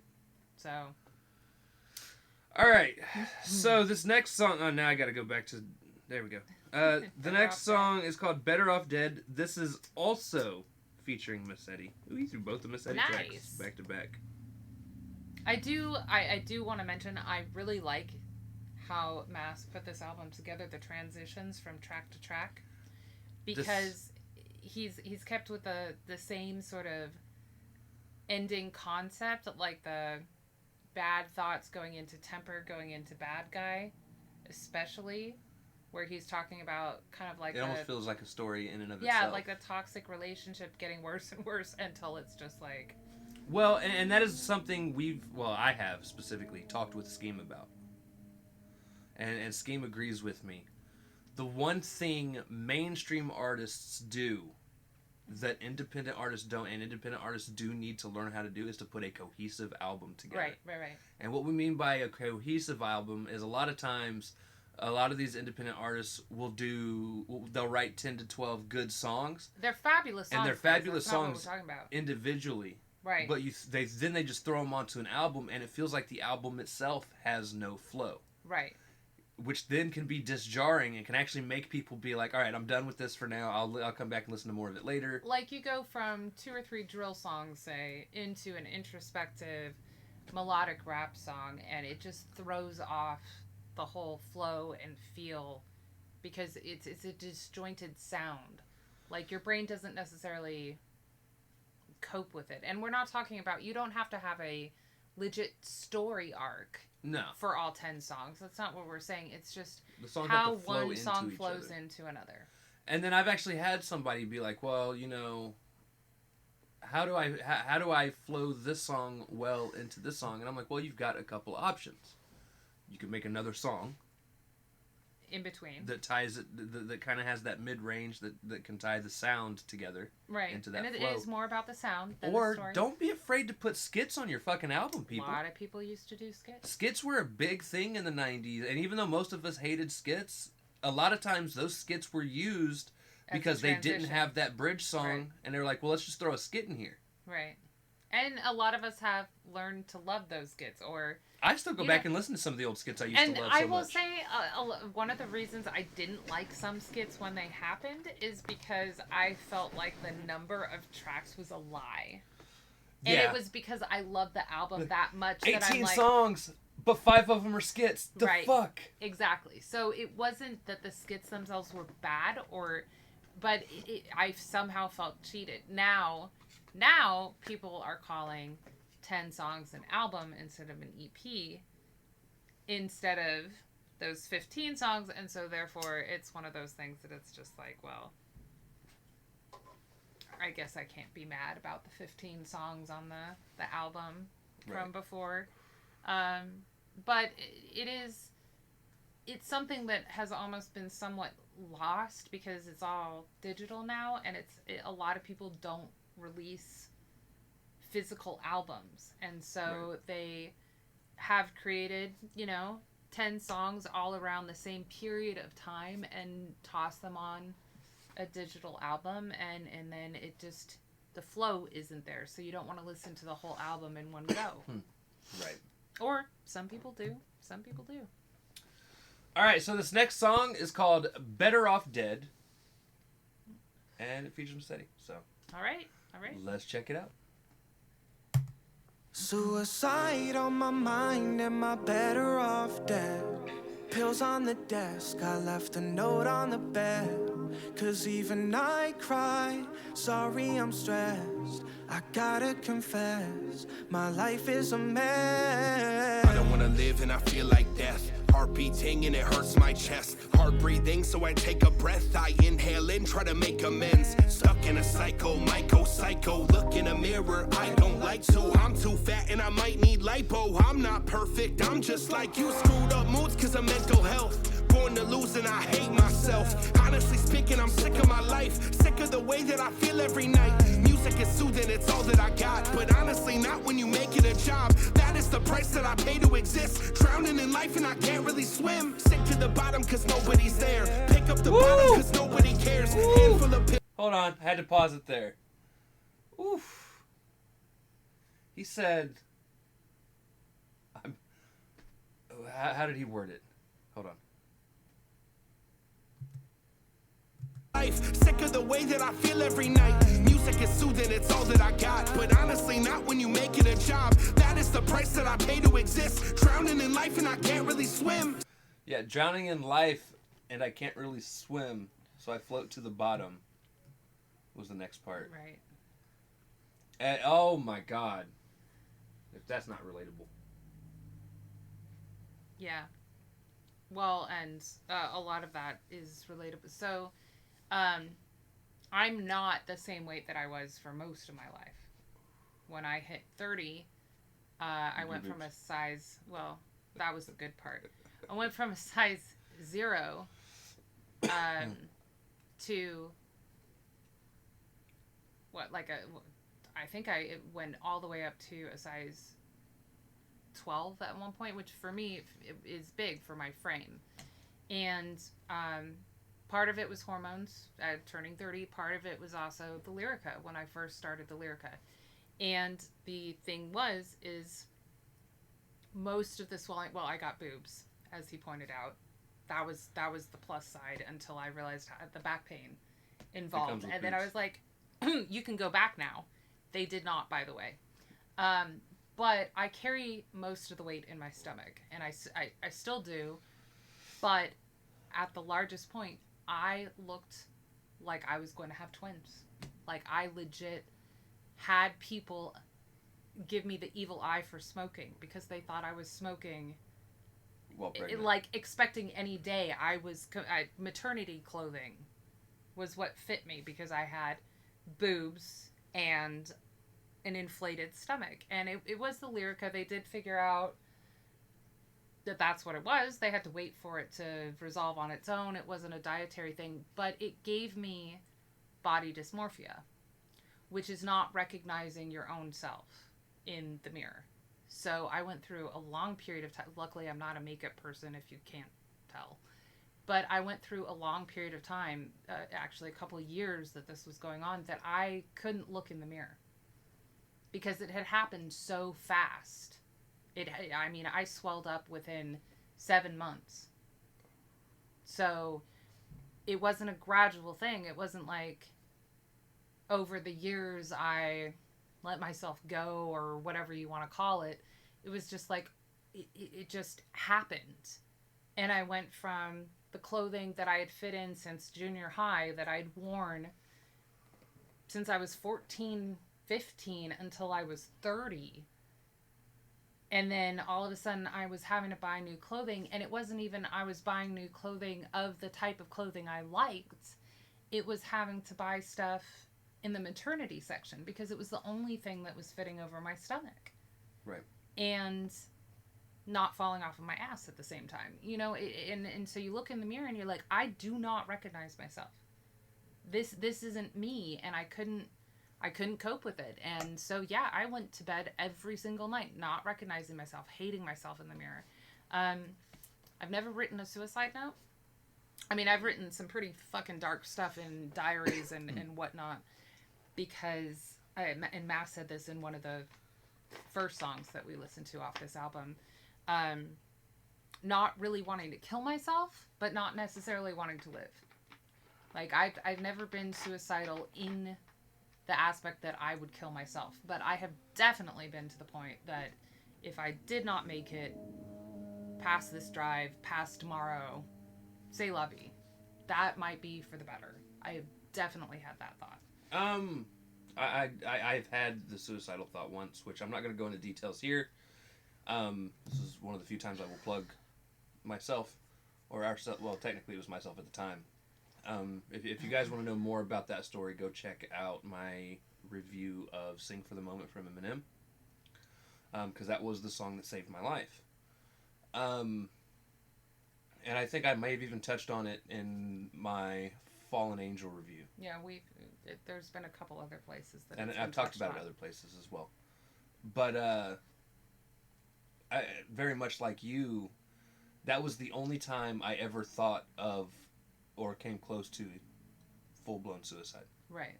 Or at least a suicide attempt. Right. And again, thankfully, that song did save my life.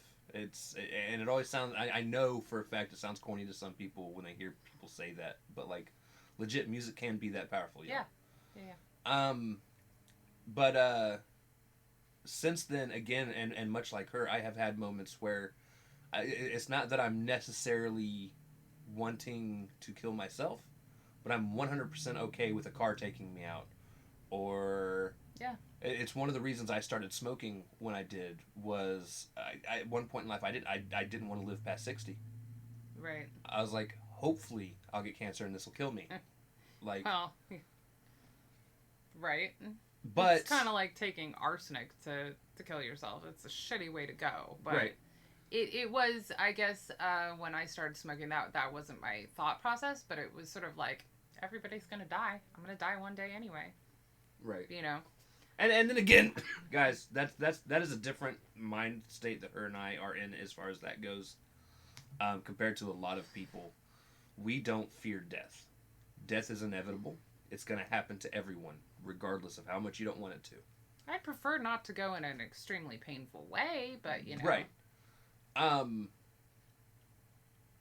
But it's one of those things where you guys will hear us say things like, you know, when it happens, cool, whatever. Do I want it to happen tomorrow? No.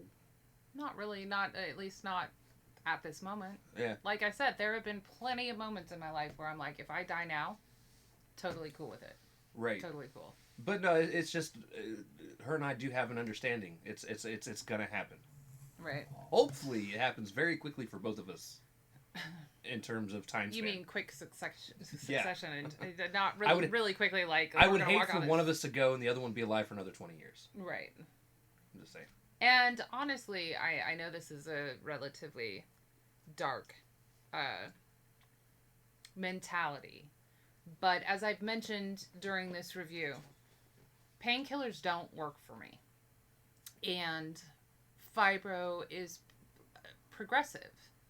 And part of that is natural aging, aches and pains that you develop as you age with or without fibro. And it adds on to the pain I already feel. But I've been dealing with this since I was 13 or 14. I honestly, if they do not come out with something that works, I'm not sure I want to make it to 80, guys. Right. That's another 40 years of dealing with this bullshit that I deal with every single day. I'm allergic to weed. Like, every aspect of it. Can't even use hemp oil. I break out in hives. I mean, like... So what you're saying is if you're ever on life support, I should just let you go? Oh, absolutely. Okay, if I'm on life support, keep me around. If I'm still alive. If you're still alive. All right. I'm just saying. Okay. Maybe I'm having an out-of-body experience. Do you want me to put up a sign, like, that just says, sorry, we'll be back soon? Yes. On break? Yes. Make it funny. We'll do. Oh, yeah, I'll think it through. We'll have some dark, humorous aspect. Oh, no, guys, dark humor is a big thing for me. Like, it's a big thing in our life. I've told her whenever I do pass away, I want to be... Now, this probably never happened because it would take money and an invention of some sort. But I want to be placed inside a spring-loaded casket. Right. So that hopefully, after my body's decayed for years, and at some point somebody's going to... dig up the grave, because I think everybody at some point will get dug up to at some point, anthropology and whatnot, yeah.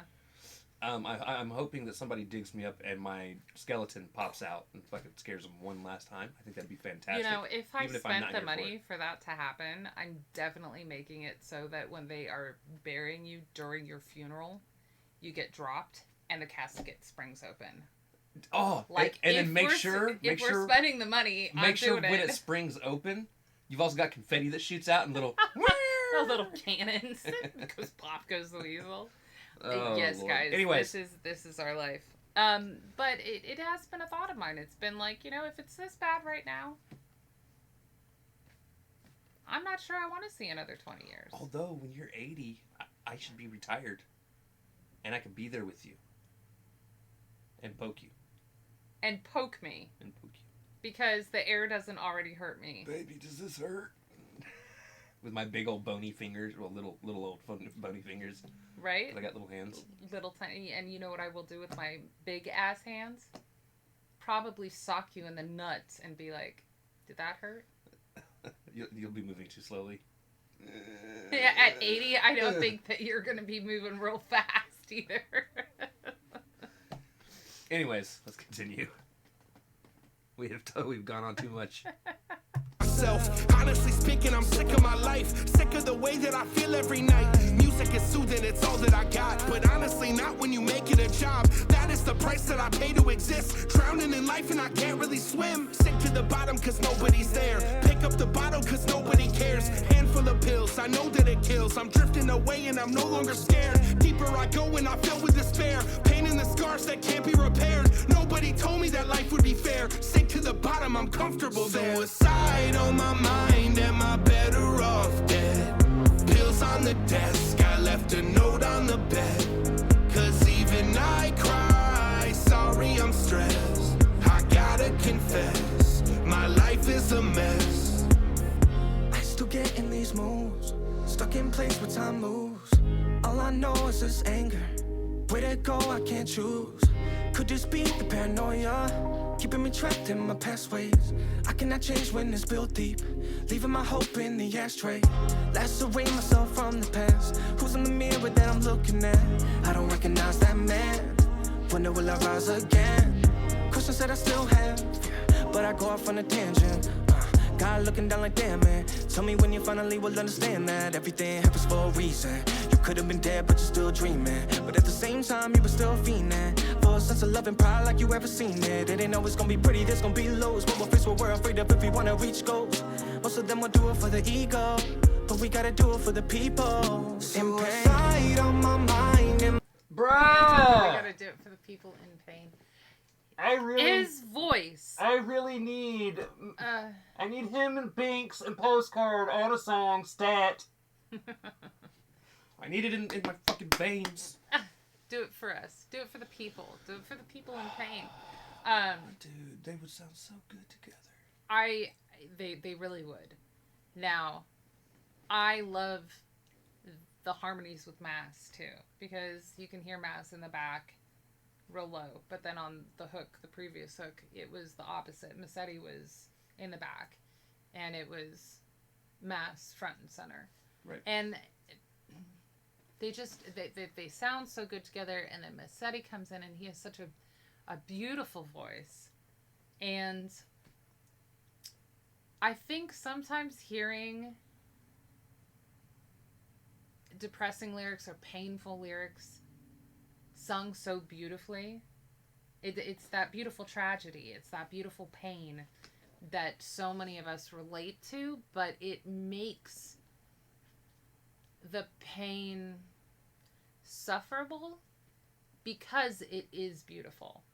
Like, somebody has taken all of this tragedy inside of us, all of this ugliness, all of this stuff that we can't bear to look at in the mirror, that is why you're looking at it. Every town has an Elm Street. Thank you, whoever just subbed. Just everything that we feel is cruel and ugly and cold in the world, but then translate it into something beautiful. And it's just... Right. Yeah. It's amazing to me. I write poetry, I paint, I do stuff, but music has such a different draw to it, and the ability to do that, to show the dichotomy, is incredible to me. Right. I'm better off dead. Pills on the desk, I left a note on the bed. 'Cause even I cry, sorry I'm stressed. I gotta confess, my life is a mess.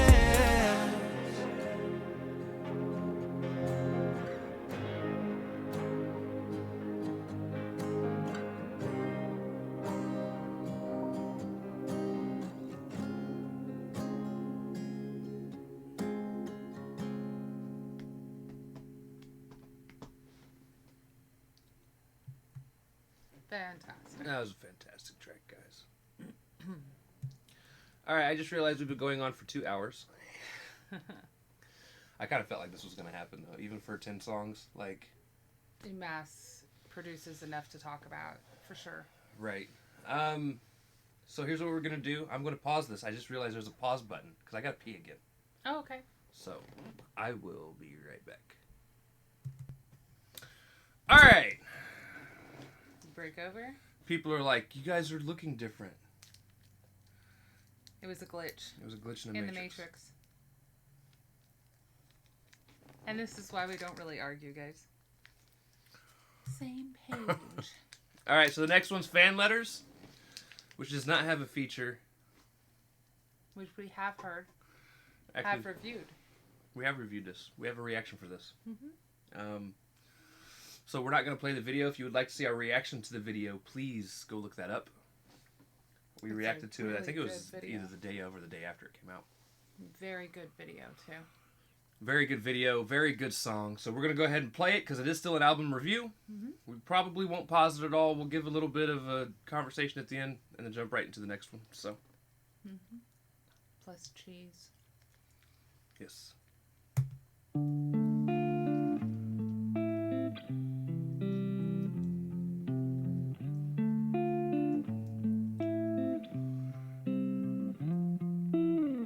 Get the message. Hi, my name is Aaron. Life is getting tough cause I'm fighting with my parents. They don't understand it, what it's like to be afraid of coming out the closet cause I'm secretly gay. I listen to your music, I find it therapeutic, and I don't feel alone when I hear it cause it's soothing. You really seem to get me in ways I can't describe. When I listen to your music, I feel like I'm alive. I'm sorry for the bother, but I'm asking for your help.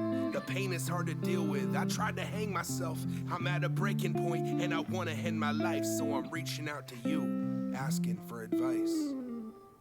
When your back's against the wall and you're reaching out for help, you don't know who to call, so you write to save yourself. Fan letters, I pray that your days get better. Fan letters, the words that you write I treasure. Hi, my name's Sam, my husband is abusive. I love your song Brave and I listen to your music. I'm feeling so useless, I need to run away. My body has bruises and I know I'm unsafe. My kid is 5, I taught him how to hide, so when his dad drinks we can make it out alive. I'm sick of all the crying, sick of all the violence. I'm begging for your help, I really need guidance. I'm hoping that you get this and send me a prayer, or give me a response so I know that you care. I feel like I'm a ghost and there's nobody there. I'm stuck inside a loop of a terrible nightmare. When your back's against the wall and you're reaching out for help, you don't know who to call, so you write to save yourself. Fan letters, fan letters, I pray that your days get better. Fan letters, fan letters, the words that you write I treasure. Every single letter, every single phrase, every single word that is written on the page. I see it, I read it, I need it to survive. It's fans like you that seem to keep me alive. You give me purpose to help a lot of people. It's really got me nervous cause the world is full of evil. I'm sorry that you're sad and you're hurting inside, and these dark thoughts infiltrate and lurk in your mind. I get the struggle, just know you're not alone. Every day's a battle inside of your war zone. Some people try to hurt you and others throw stones when you're looking for a safe place you can call home. When your back's against the wall and you're reaching out for help, you don't know who to call, so you write to save yourself. Fan letters, I pray that your days get better. Fan letters, the words that you write I treasure.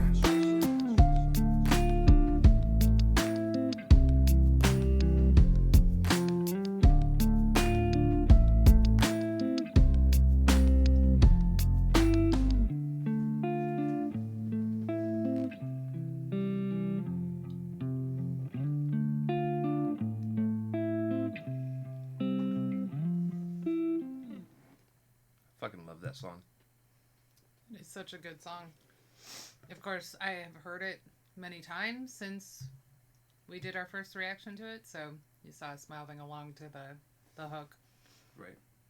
But just the fact that he put that all into a song, yeah. And just its placement in the album, again, the album flow. Mm-hmm. Because, like, it almost feels like as you're going through, it starts off with his depression, that then starts to bleed into his relationship. His personal relationships. That ends with a breakup. That then goes into him wanting to commit suicide. Right, beating up on himself. And then it almost feels like this is coming in as a realization that he is helping people, right, which helps him. Right. So it's interesting to see how the last couple tracks turn out. Yeah. Very good flow and natural progression through honestly what could be just a day. Right, honestly. in someone's a life. Cycle, yeah. But I like that he pointed out that it's each person's individual war zone.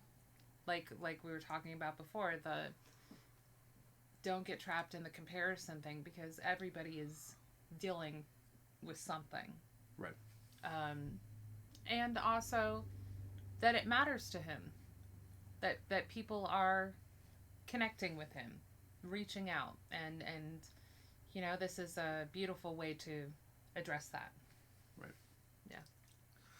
All right, so this next song is called Weight of the World. All right. It also does not have a feature. Huh? What? Yeah, the track name is Waru. 9_Waru_Master. Waru Master. Waru Master. All right. Is there anything like an airbender? I was just going to say that sounds like something from Avatar. All right.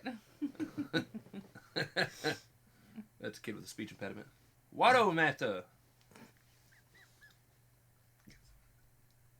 I'm not cutting that either. Either you're going to laugh or be very mad.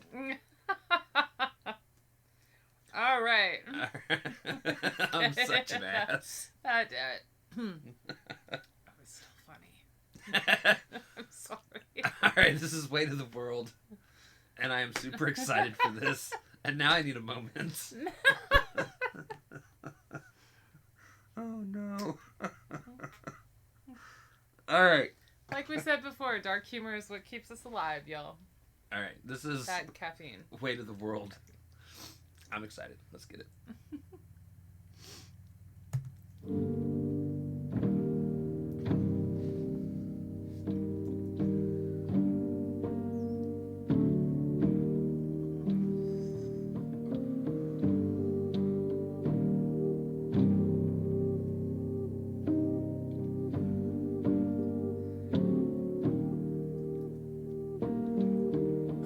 Like the weight of the world is on me. I'm up late nights, I can barely sleep. I got a lot of people depending on me to make them feel good in their time of need. I feel like the weight of the world is on me. I'm up late nights, I can barely sleep. I got a lot of people depending on me to make them feel good in their time of need. I'm 29 now and I'm stressed out, derailing. I keep putting time into people, but they fail me. People think my life is perfect, smooth sailing, but I wake up in the morning every day not caring. It's scary how I feel the pressure. Now every other day I get another lecture. I try to get away from society's pressure. I feel that I've been stuck in this cycle now forever. It's nonsense, I gotta stop it before it's too late and it becomes locked. And I feel like a monster and nobody sees it. I'm dealing with stress, can someone relieve it? I feel like the weight of the world is on me. I'm up late nights, I can barely sleep. I got a lot of people depending on me to make them feel good in their time of need. I feel like the weight of the world is on me. I'm up late nights, I can barely sleep. I got a lot of people depending on me to make them feel good in their time of need. How am I an idol? I am only human. I am not a god. I don't know what I'm doing. I'm fighting the same fight. I search for the same light. I feel like I deserve it cause I'm worth it. It ain't right. Fake it till you make it, that's the motto. How many pill bottles of pills I gotta swallow? How many kids will call me a role model? How can it be real? My heart, it's so hollow. I drown in the darkness. Can't figure out where my heart went. I've been on this road so long, and I hate what I've become. I hate what I've become. I hate what I've become. I hate what I've become. I hate what I've become. I feel like the weight of the world is on me. I'm up late nights, I can barely sleep. I got a lot of people depending on me to make them feel good in their time of need. I feel like the weight of the world is on me. I'm up late nights, I can barely sleep. I got a lot of people depending on me to make them feel good in their time of need.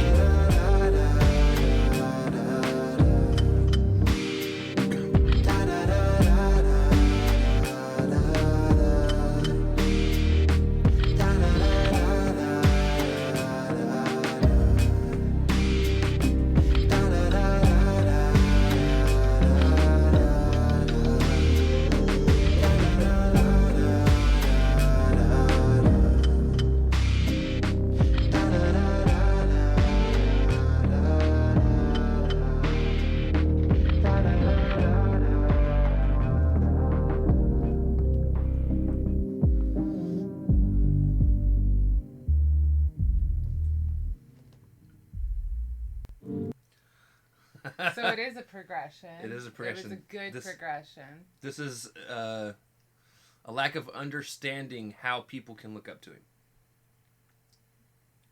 Somewhat. I think, I mean, like, again, it's the I'm not saying demons, yeah, I'm not saying he's not thankful for it. It's more of just a... No. He doesn't understand mean, like, what it is that draws people to him. But again, I think he does understand logically. Right.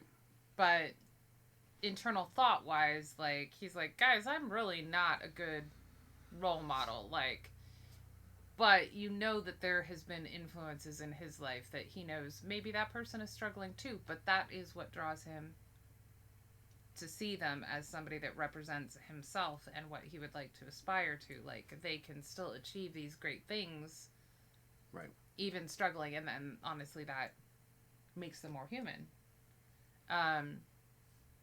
But I have to say, this entire album, his use of the heavy bass with, like, this one again had the guitar going into it and stuff like I just love that he's using piano and guitar and string instruments and not just purely synthesized music. And then I really like that deep bass. I mean, it's a mood setter for a lot of this internal struggle, but it's also it's really nice to hear. I really,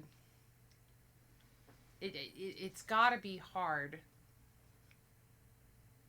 to deal with the struggle of your own self, right? And then realize how many people are relating to that struggle. And you know, yeah, every day you might want to give up, but then you're like, dude, I've got all of these people that it helps. Yeah. Which is even more weight. That's like, okay, I gotta keep doing this. Right. I gotta but then keep it's going. also the love, and it's also, you know, so yeah, it's it's a fantastic song. That actually probably is my new favorite song on this album. I'm still stuck with Undertow. Still sticking with Undertow. Yeah, but I mean, this whole album has been masterful. But Undertow is definitely, yeah. Well, we are on the last track now, which makes me kind of sad, but will probably make everybody else rejoice internally, since if they have been sitting here, we've been here for 2.5 fucking hours for 10 songs. For 10 songs. Yeah. This last track is called "Here to Stay," and this also features Allison Kirby. Nice. Okay. So I'm excited to see what this is about. I have an idea. Okay. I think it's, again, going with the flow. The progression. Even though he even though he has a hard time mentally thinking, you know, he's worth it. Thinking he's worth it. I think this is going to be his look. I know I'm going through shit, but I'm not going anywhere. Okay. Right. So that's where I think this is going to go. I could be wrong. Okay. But it does feel like that's how this album. It would fit with the progression. Has progressed. Yeah. So, all right. So we're going to check it out, guys. This is the last track. It's called "Here to Stay," featuring Allison Kirby. Let's get it. Let's get it.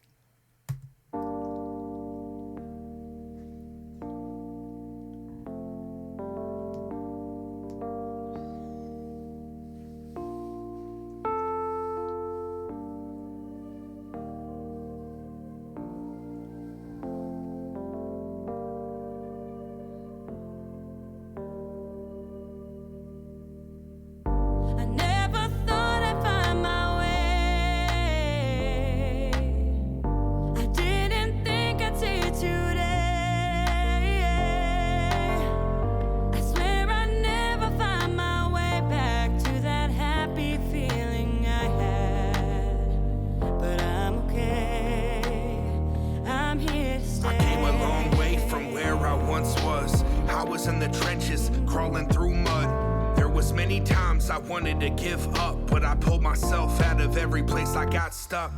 It wasn't easy, but I seemed to make it happen.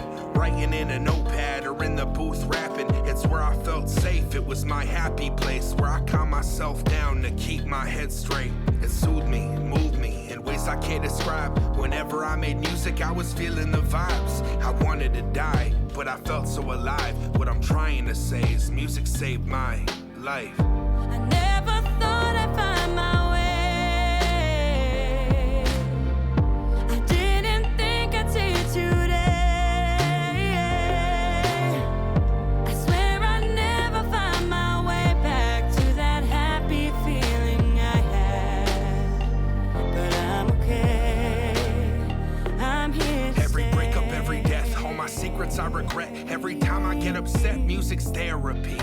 When times get rough and I feel like giving up, every time I get stuck, music's there for me. There's nothing like singing on the mic, rapping how you feel.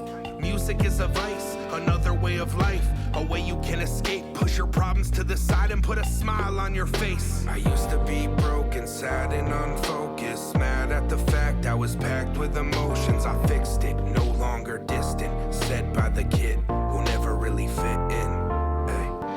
Never thought I'd find my way. I didn't think I'd see it today. I swear I'd never find my way back to that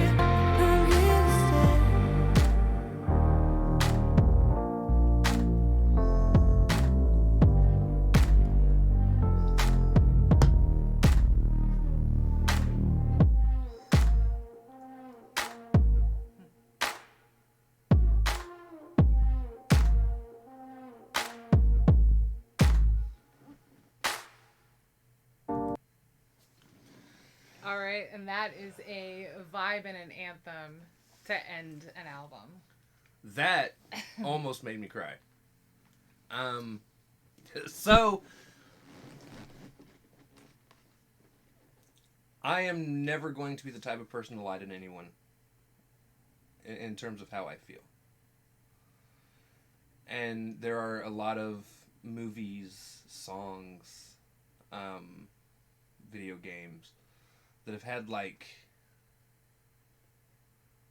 something tragic happen that has made me cry. Some emotional impact, yeah. Everything ranging from Gears of War 2 when Dom has to kill off his wife to Infinity War. Pick a moment.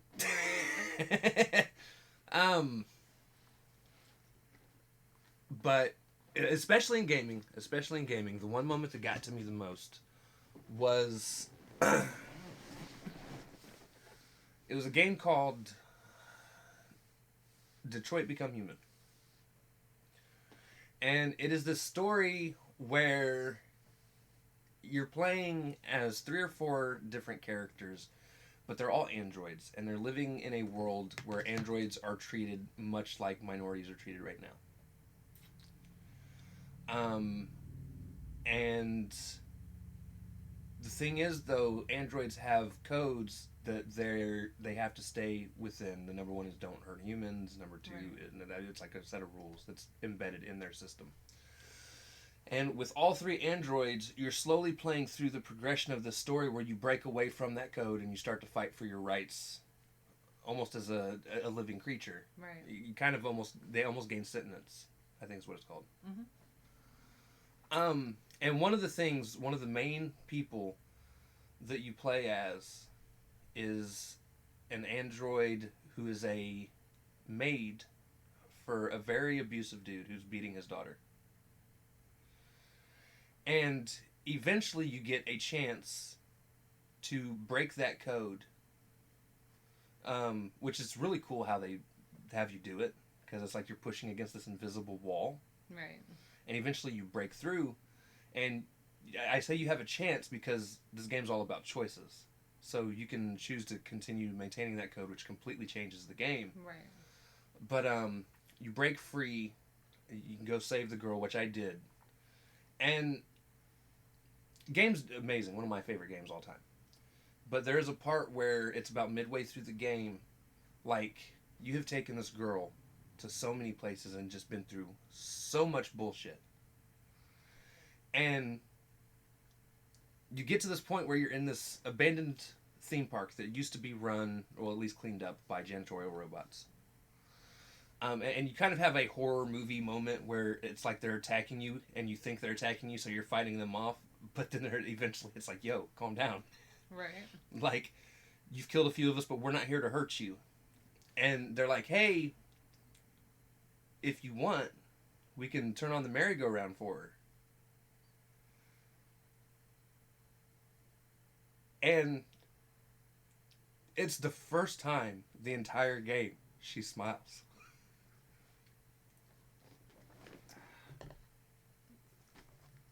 And I got that feeling. Right.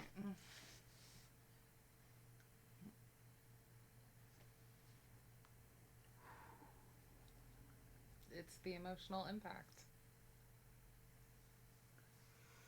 Woo! Yeah. It takes a lot to come to this sort of realization that this song promoted. A lot, especially if you're stuck in depression and that it's a constant thing that you suffer from. And I am much less of a crier, which is not good or bad. It's just who I am. I tend to cry at very happy moments. If I had been playing that game, I would have been, yeah. Right. Well, this one, I was just smiling the whole way through. Well, I almost paused it, but I knew not to. Because I would have started talking, right. And this would happen anyways. I was trying to avoid this, but, yeah. Sometimes you just can't. No, I was smiling because, again, I realize how many years and how hard it was to actually come to this sort of right decision about your life, about what you're capable of doing for other people and therefore for yourself. It's very... It's just like the game we were talking about. It's a game of choices. You have to make the choice, and then the realization kind of hits you. Oh no, then the game pisses you off. Of course it does. Because at the very end you find out she was a robot the whole fucking time. She was a kid robot that the guy had to imitate having a family. That he just abused And then anyway. you felt like you wasted your whole time playing all the way up to that point. You're like, you mean I've been fighting to save another android's life? Motherfuckers. But Although, even still, it's... Right. Oof. Yeah. That was... But as that was incredible. an outro song, it's impactful. And again, it shows the progression from the very beginning of the album and of his journey in life. Right. To this moment where it's like, yeah, I'm not perfect. Things are still the way they were in terms of depression, and I still struggle. I still will struggle. But I make a difference, and I realize that now, and I may not understand why people gravitate towards me, but it's worth it, you know? It's because you're cute. Oh, not me. We're talking... This is an album review. It's the boobs. However, I love the rasp in her voice, and that the one part where she went higher, you know, it's just very, it's a very emotional track. It really is. Again, the album cohesiveness is fantastic. So, I want to try something. I want to try calling Mass. See if he picks up. For this recording. Let's see if Mass picks up. If he's not, now that you're in tears.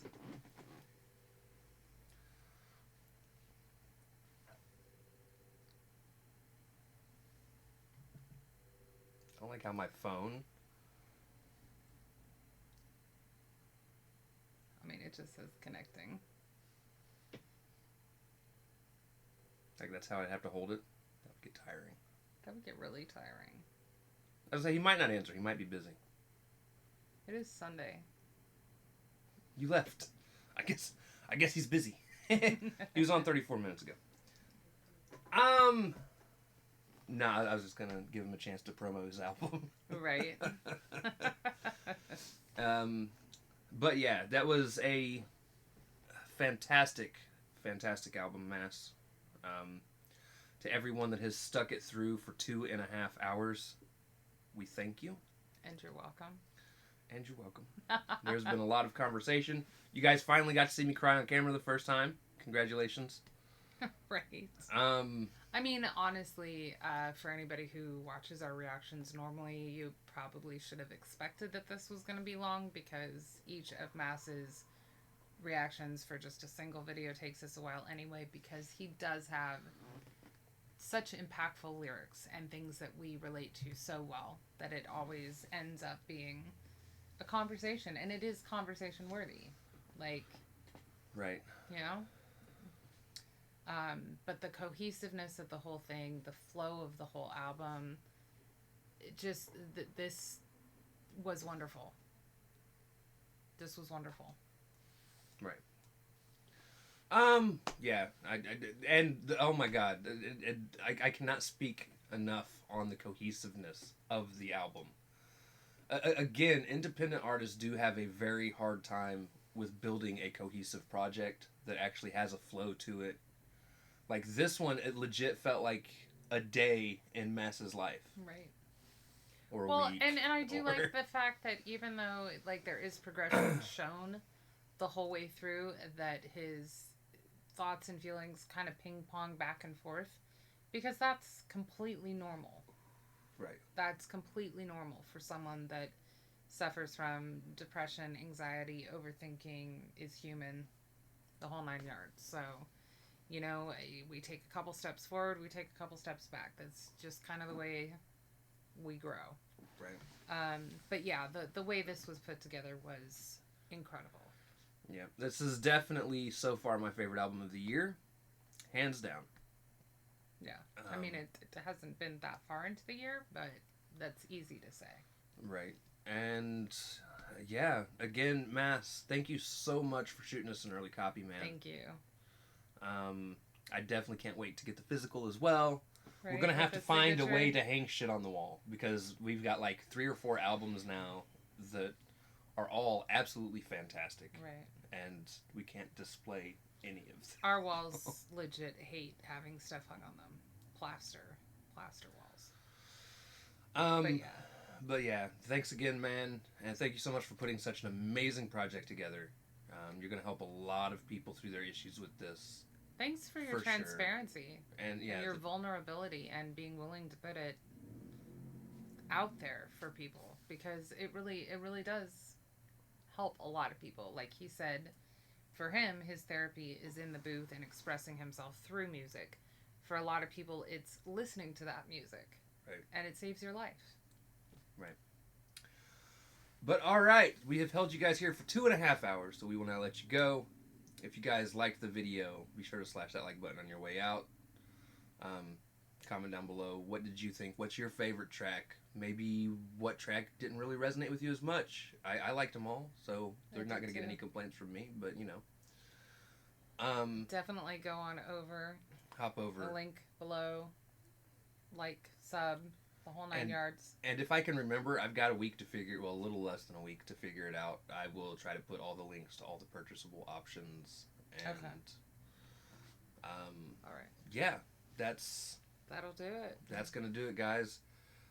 Thank you all for watching, and we cannot wait to see you depraved people later. Peace.